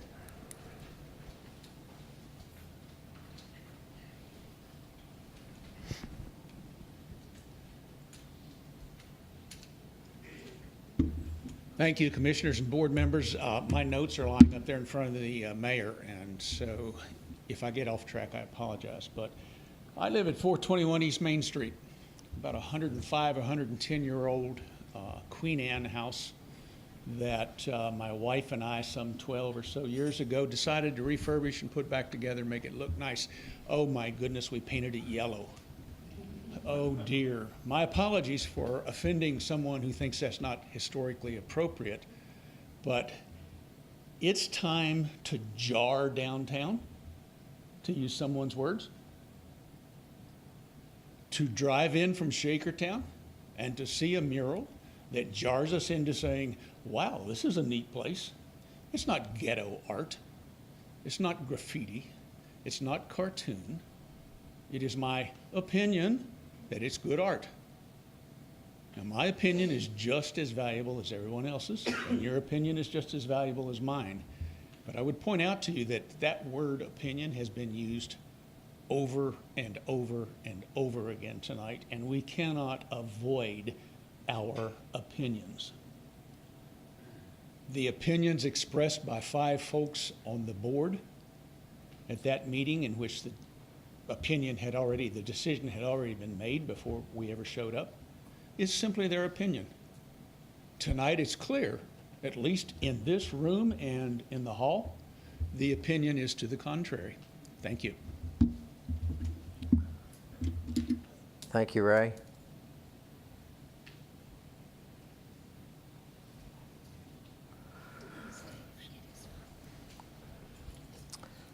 Next is the Brantleys. Okay. Jane Dewey. I would like, I'll step up here just in case. Yes, please. I am Jane Dewey, and I want to thank you, Mayor Pear, City Commissioners, and the AHB and the Heart of Danville for your presentations tonight. I'm actually here on behalf of the Community Arts Center. I'm a board member of the Community Arts Center, and I would like to ask if you would like to hear comments regarding the process. It's become clearer to me personally, than ever tonight, that further development of and clarity regarding the guidelines needs to occur. And without that, I believe that the questions of interpretation will continue. And I would like to read a statement from the Community Arts Center regarding that if you would like to hear it. And I understand if this is not the appropriate place for that. You've got a minute and 20 seconds. Excellent. The Community Arts Center recognizes that challenges face our community with regards to public art. We respect the members of the AHB and their mission to preserve the architectural heritage of our community. We acknowledge that they have been asked to consider a difficult question. How do we move forward and embrace the benefits of public art while preserving the architecture and landmarks that are part of our heritage? The recently approved design guidelines for the city are an important first step in addressing this question. However, we believe that there is still work to do. Regardless of the decision of the City Commission about the Heart of Danville's mural proposal, it seems clear that, in this instance, our current process for public art approval was not successful.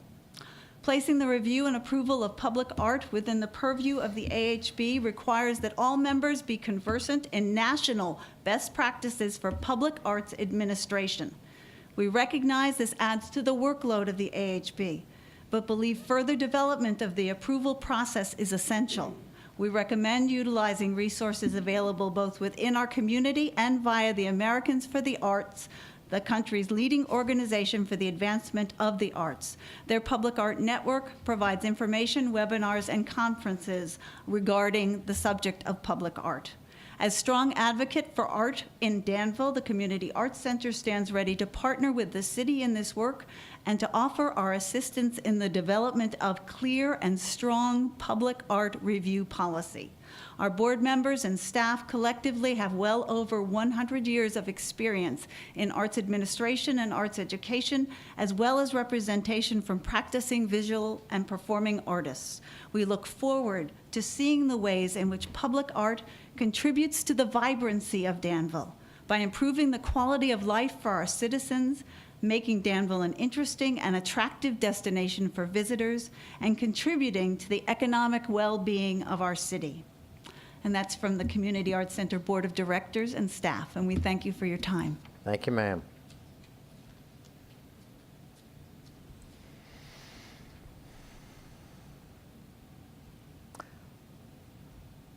Dan Moran, I've got it here not to speak.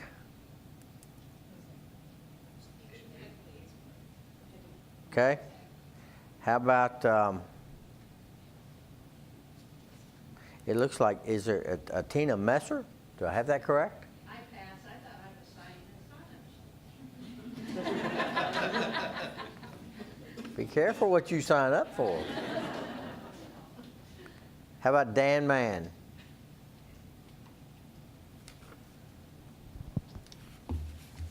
My name is Dan Mann, and I'm also on the board of the Heart of Danville, and I'm one of the co-chairs of the Economic Development Committee.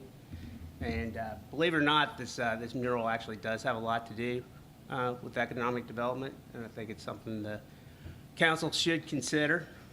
Other than Mr. Atkins, and I'm not going to tell you how long he's known me, or might, but I have not had the privilege of really interacting with many of the city council members, and the main reason for that is I have not lived in Danville since I left for college, and I went to school in a very small town, very similar to Danville, Lexington, Virginia.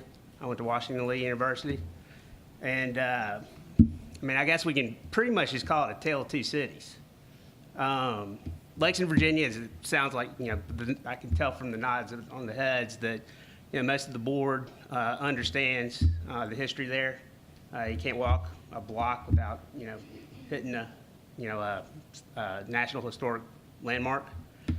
And, one thing that Lexington did, and, Danville was in the process of doing this too, is, after college, I went back and, Lexington was a lot like Danville. A lot of empty buildings downtown.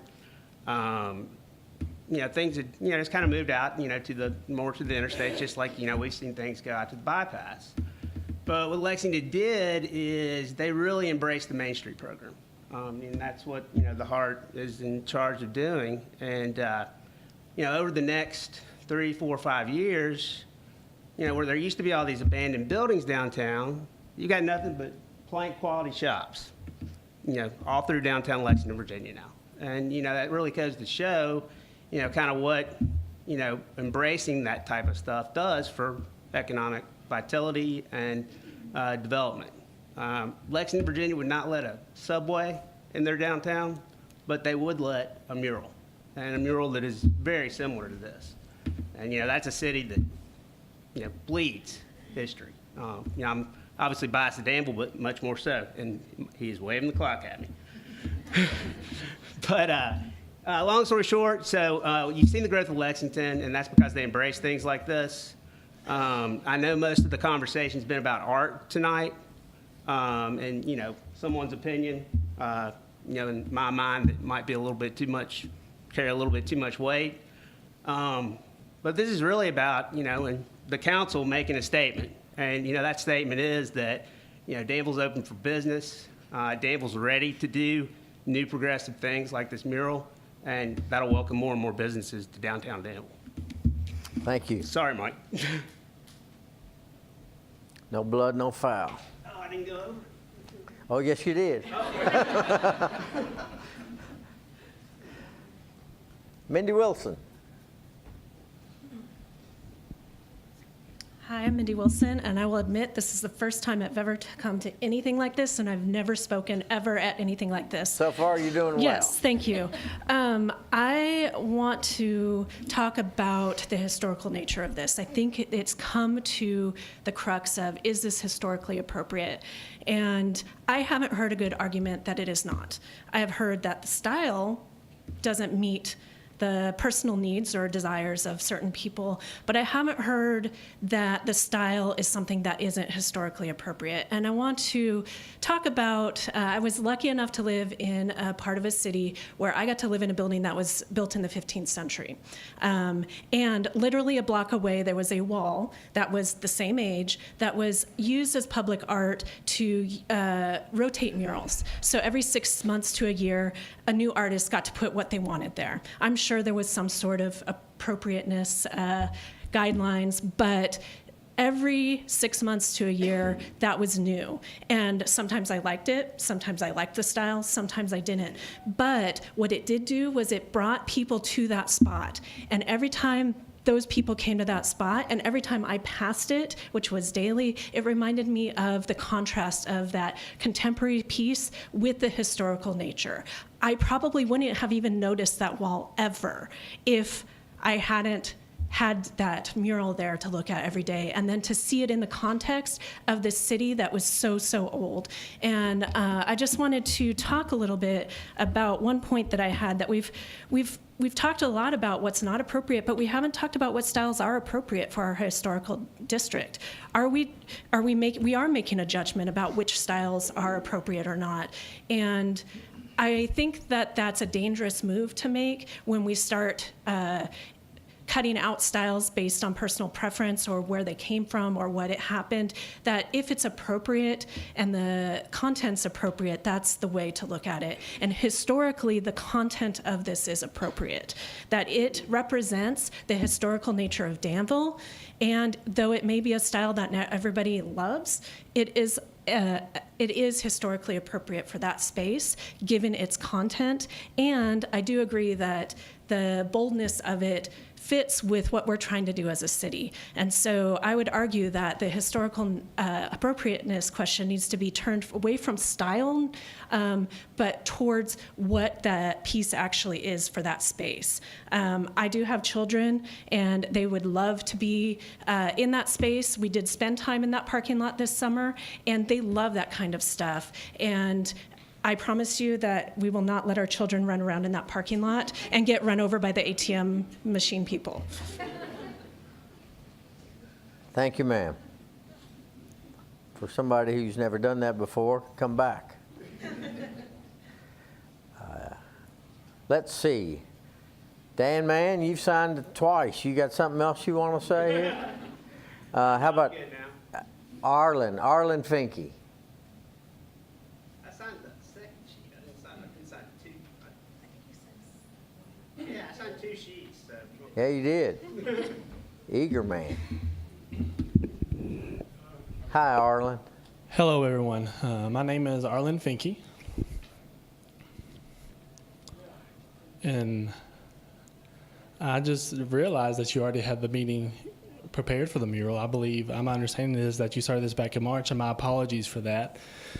We just found out, so in a rush, I met with a lot of deaf community members to help me, to looking at this and just see if they had any concerns. And, well, the picture is very nice. Now remember that the Kentucky School for the Deaf is just 3 blocks away, so it would have been nice to ask the deaf school for some advice. And I did notice in there's the finger like this. We didn't know what it was, if it was one thing, the number 1, or if it was supposed to be the letter D. We did not know. We just needed some clarification on that. And I wanted to just give you all a little overview feelings of what they spoke of related to the Kentucky School for the Deaf. KSD was established in 1823, which makes it 195 years old. So in 5 years, it's going to be 200 years old. And also, it is the first state-supported school.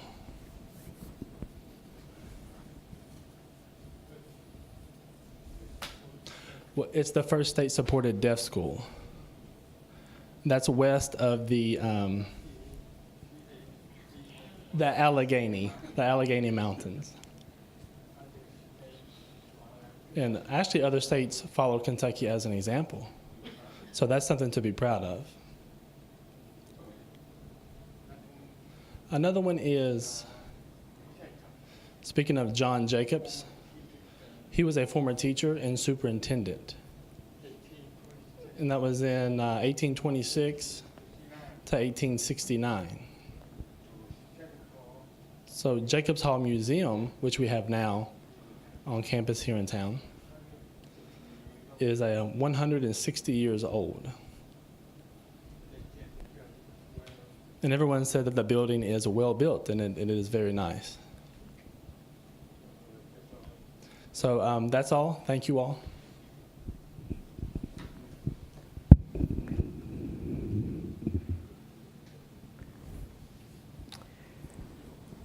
So that concludes everyone who signed in for comment. No, he missed his chance. No, what is this? Wait a minute, hold on. What is this?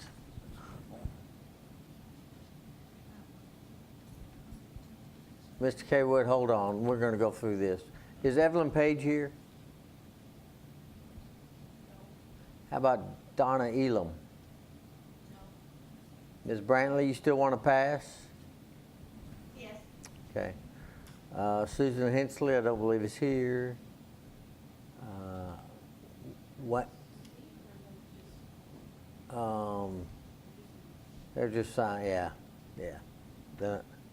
Valerie is here. You got anything to say? Okay, we're gonna move on.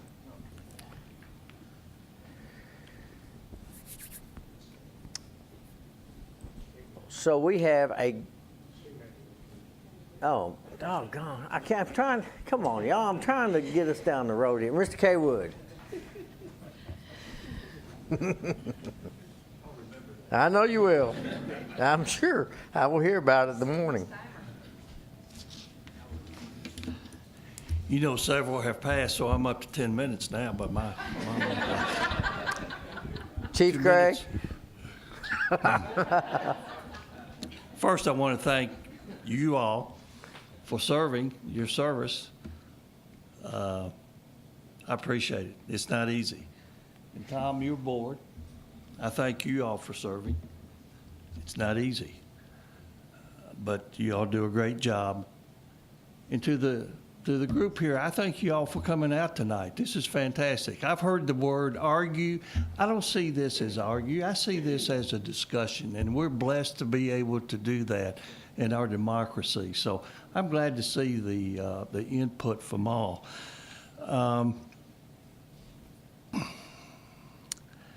Safety is an issue for me in that lot, but I want everybody to be safe in there. We don't want anybody, so let's address safety. It's really dangerous, and according to probably the chief would support this, that there's more accidents on the streets than there are in the parking lot over there by Chase. So I don't see safety as being an issue in comparison to other parts of our community. As far as historic, well, I've been here 75 years, so I can understand the history, and blessed to live on a street that has a lot of historic homes, so I understand that. Martha and I believe that the proposed mural offered by HOD will add color, vibrance, and energy to our downtown. Visualize what you've seen really in inches on a 10 by 60 foot wall. It will just absolutely explode with visual perception. And I suggest that art can be a form of communication of our history, culture, and values. We have progressed from cave wall drawings to scrolls, to newspapers, to books, to televisions, to computers, to cell phones, and now public murals. And in this quietly speaking art form, we're communicating our history and values symbolized by religion in the form of church doors, patriotism symbolized by the form of American flag in log cabins at Constitution Square. Education is symbolized by the Center versus Harvard football score. Music symbolized in the form of brass instruments, and others symbolized in a form different from the norm to some, but understood by other generations. If they learn our values, our culture, our history from this mural, then that's a good thing. Finally, in the 70s, William Wesley Peters was commissioned to be an architect for a project here in Danville. He was connected with the Frank Lloyd Wright Foundation, which is known not exactly as a traditional architectural firm. However, the board of Center College commissioned him to do the Norton Regional Arts Center opening in 1973. This was quite a different look for Center, and probably considered by many as on the edge. Today, we have to acknowledge its reputation as representing the arts and referred to as the powerhouse palace of culture. My point is, Center successfully stepped outside its traditional box. This project brings you the same opportunity. Are you prepared to step outside of your comfort zone? Here's the bottom line. In an era of community branding, is the message of Danville to be historically bold or historically old? Thank you. Okay, Wood.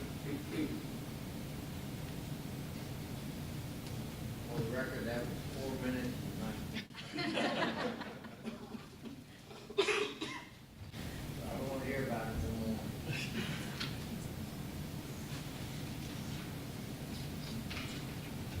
Anyone else from the public? Fine. We shall begin our deliberation.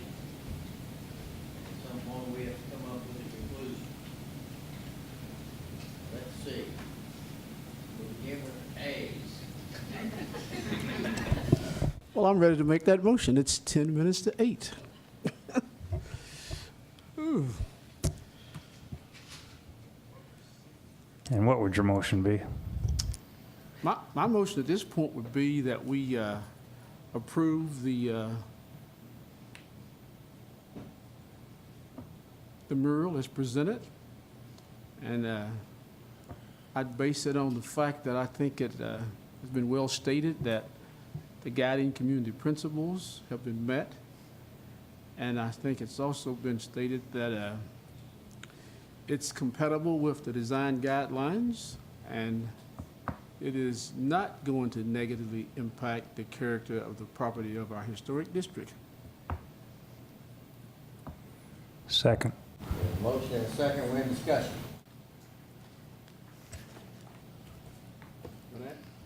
Don't ask me to repeat it, because I didn't write it down.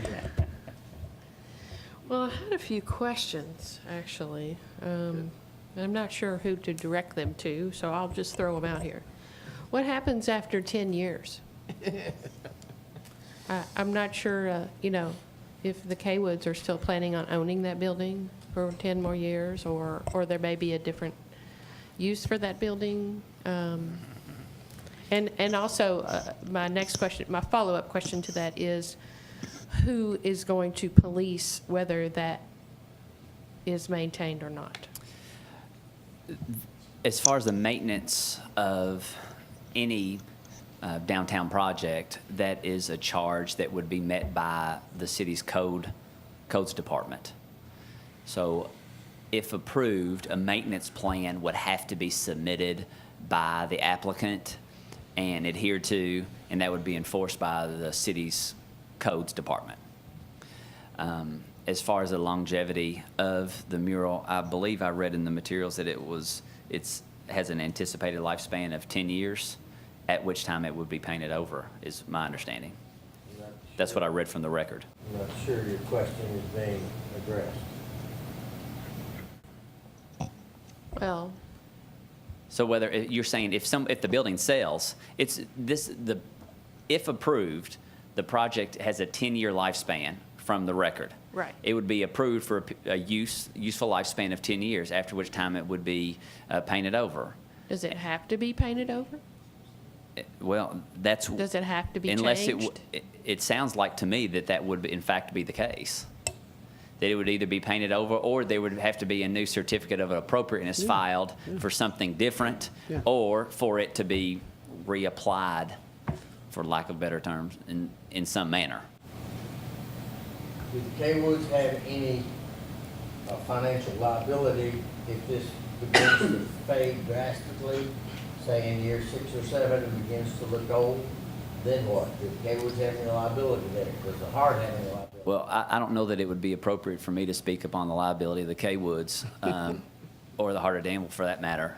But I say from an enforcement standpoint, the city would make notice if the mural is in decline, that the maintenance plan is either deficient or isn't being complied with, and as an enforcement measure, the city itself could paint over it if it's not properly maintained.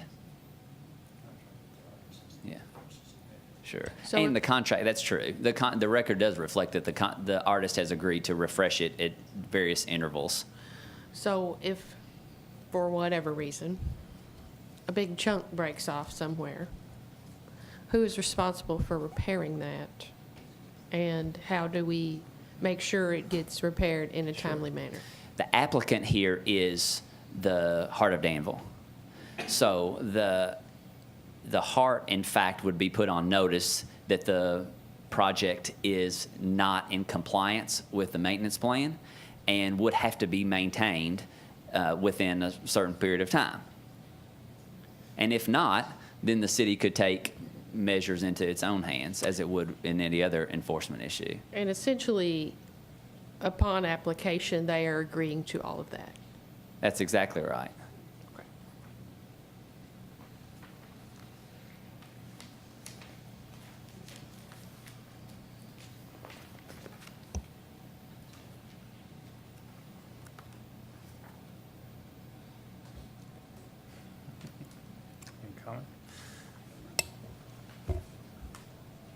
I think John Kaywood has left us some great thought here with this.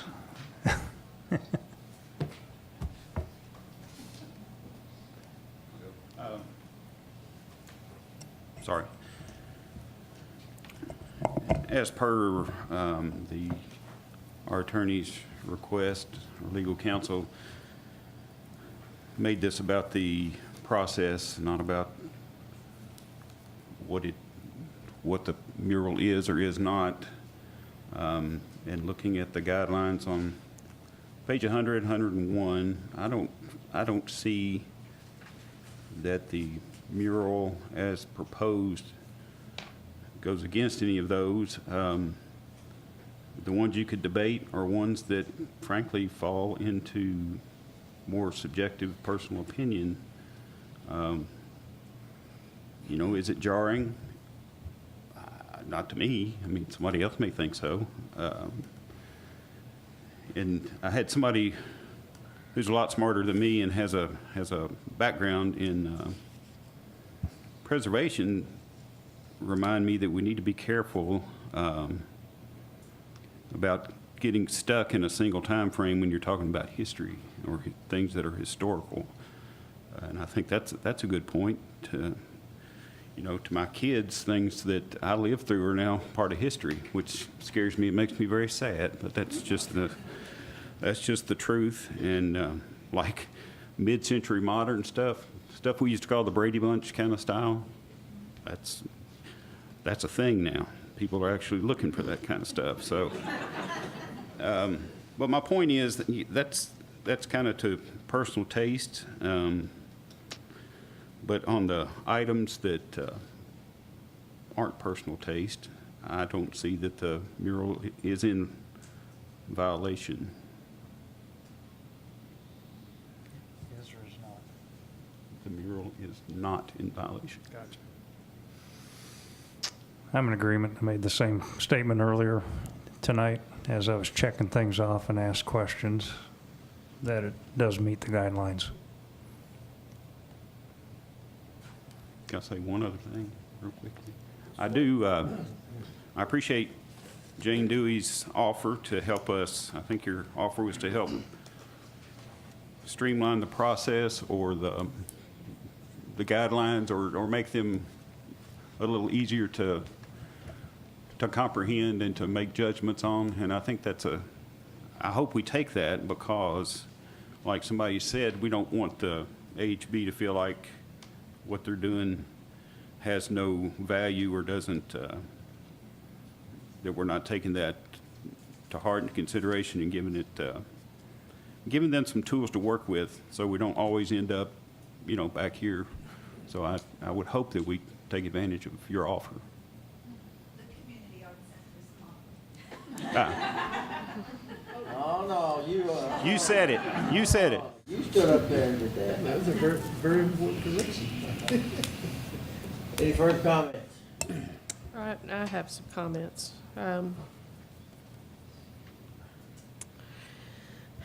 I'm a person that has to mull things, and I've been mulling this for 2 weeks now, I guess, since the AHB formally denied this request. And as I was mulling and getting into my car, it occurred to me that there are certain things that everyone can relate to and with. And those things are usually food, music, and we could probably put art into that category.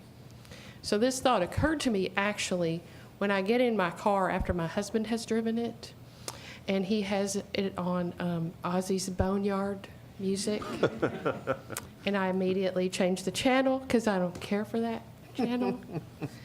So, that's kind of when I made that connection, and that was actually just yesterday or today.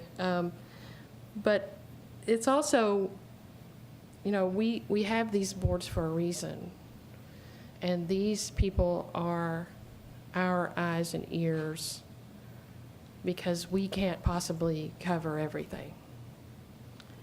So we rely on them to be our eyes and ears, and this board in particular the people that serve on this board are required to have certain qualifications.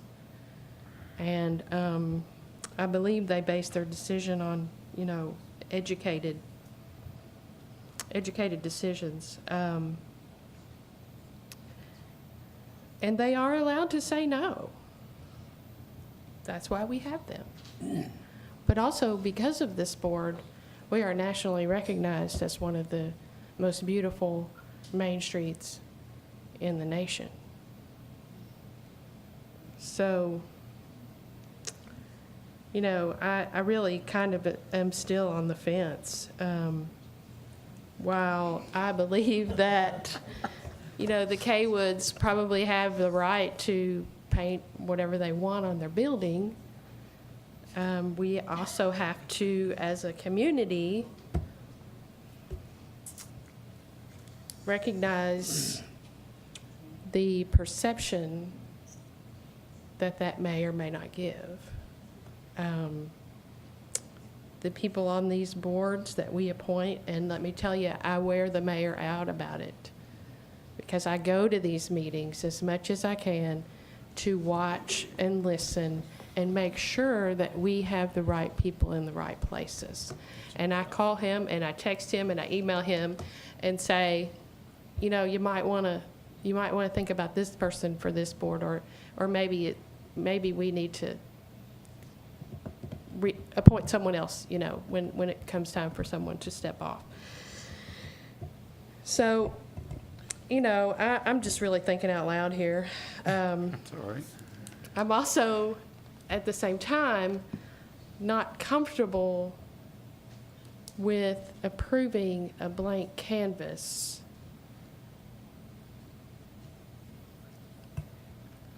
I know there's a palette, but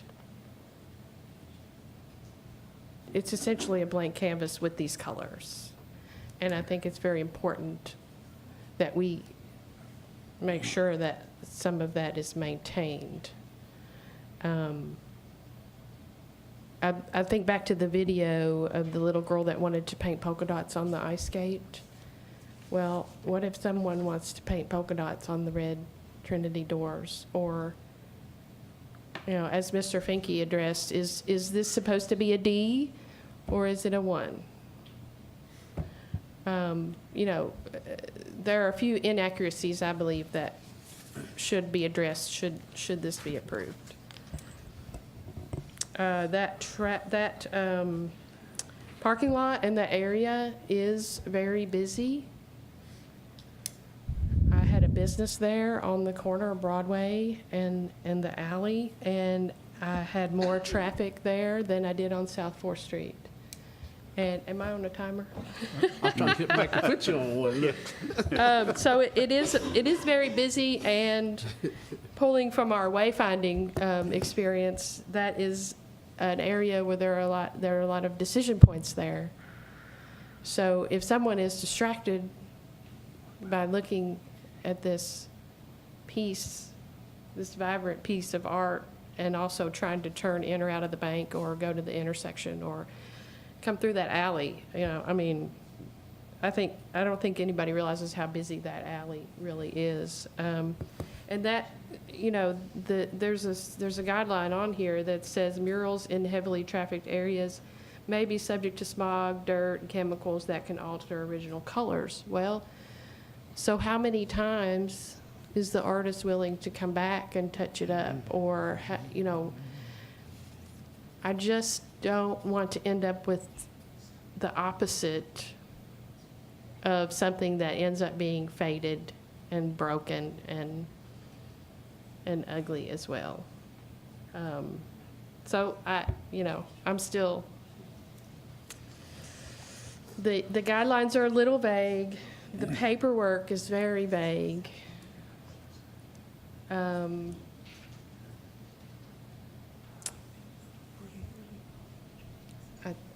We just have to go by that. I don't know.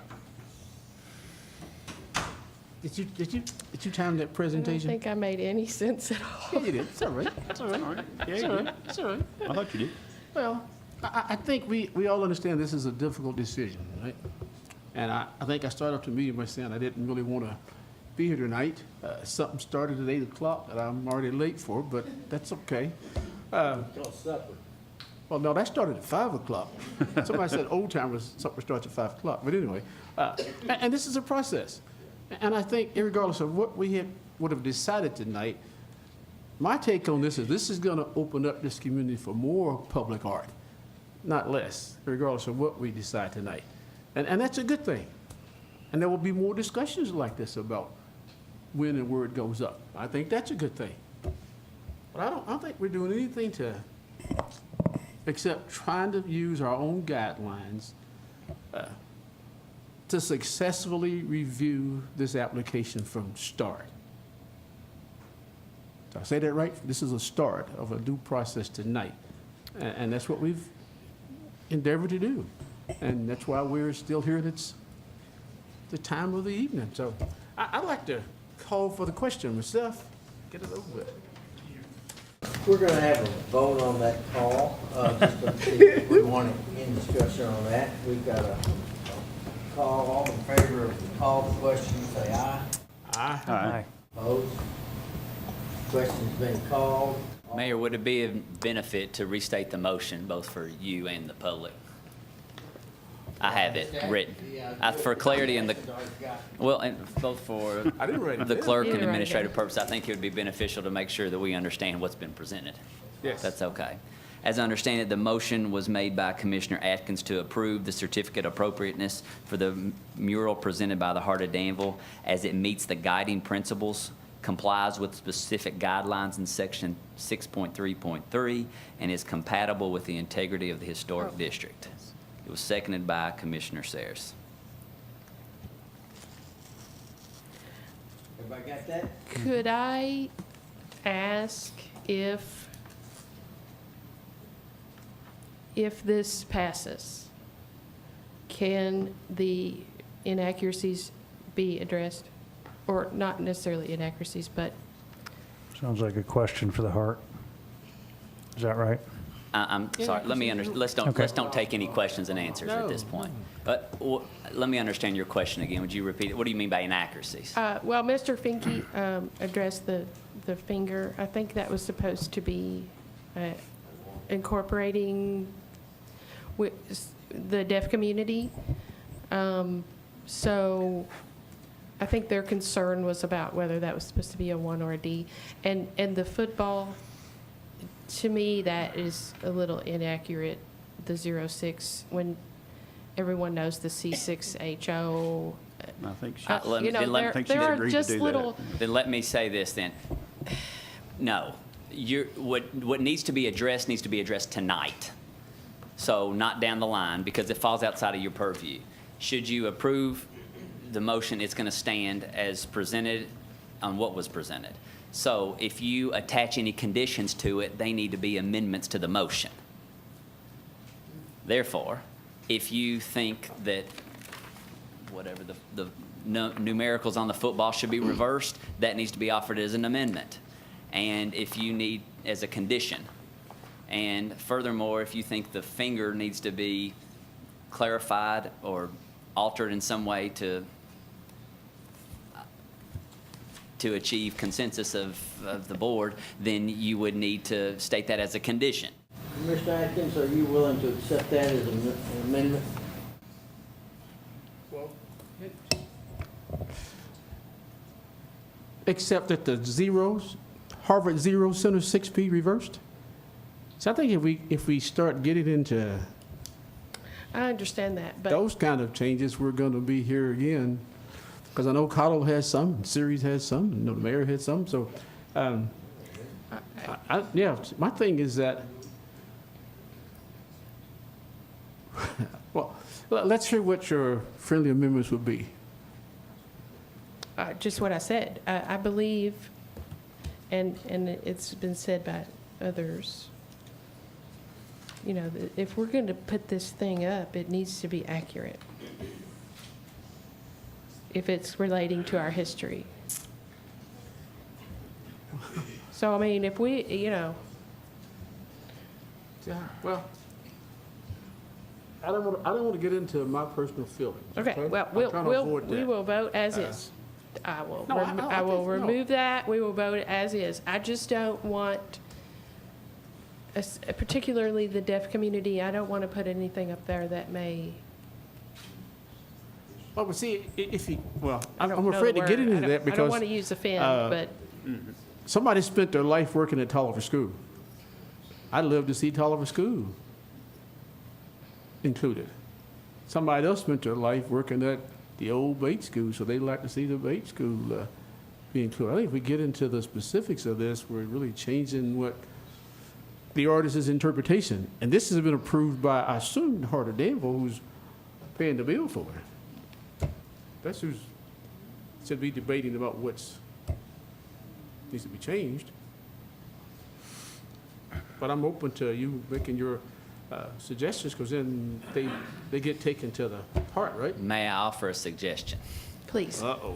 That doesn't get into specifics. Could you perhaps propose an amendment to the motion has been made to make it conditioned upon the confirmation of the accurateness of various elements to comply with the history as understood by the Heart of Danville? Something of that nature. I think the mural's getting real muddy right now. I think you It started is. off by saying that we should vote on a mural being placed at that site, and was it appropriate? Sure. I think we should go with that. And maybe you could employ back to the AHB, working with the Heart of Danville, them coming together if there's any refinements on the mural. I see a head shaking over there, but Well- I think we're just voting on this mural going to that site. Well, you are to this advantage, but if you don't, if you approve it as presented, it cannot be changed. Right, that's So- my point. The attempt, what I'm hearing is if there are historical inaccuracies, I'm not implying that there are. I don't know. But are you leading any credence at all or discretion to have any alterations made if so inclined? I don't know that you are or you aren't. I don't care if you are or you aren't. However, I hear discussion amongst you that may be a concern. And if it is, I'm saying you would need to condition your approval on that. And I'm just saying it now because now's the time to say it. Sure, I understand. Mr. Dexter, restate your friendly amendment. Let me clear, it's not my amendment. But as I understand, The wording of the as I resolution understand amendment. Commissioner Terry, I think she would like to offer an amendment that would allow some minor alterations to be made to ensure the historical integrity of some of the elements as determined by the Heart of Danville, Just some historical accuracy. particularly relating to football and the finger.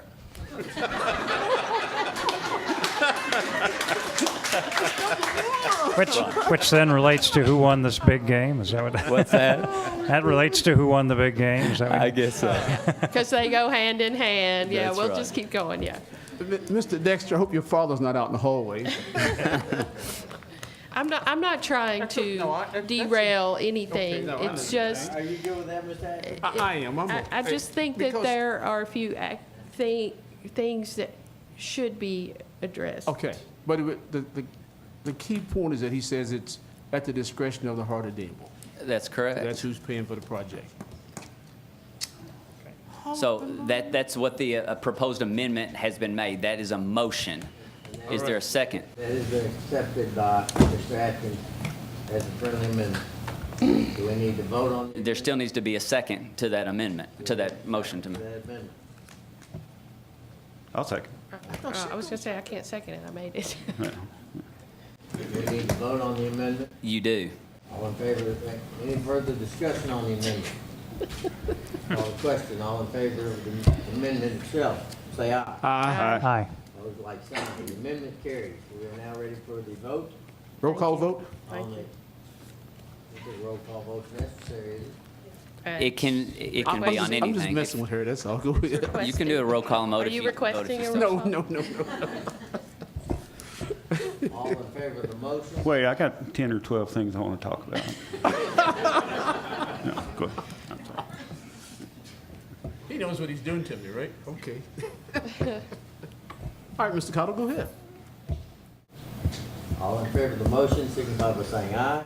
Aye. Opposed, like sign, motion carries. Before we end tonight, I want to thank, Yes. in particular, I want to thank the Architectural Heritage Board for their work and their interpretation of the guidelines as we put before them. Yeah. They, in my estimation, they did their job. Also my estimation that tonight brings out very clearly that we've got work to do. And Ms. Dewey, thanks for volunteering to lead the effort in doing all that. You have it done by next Monday? I particularly also want to thank Ms. Dixon for her educational component to this. I learned something tonight.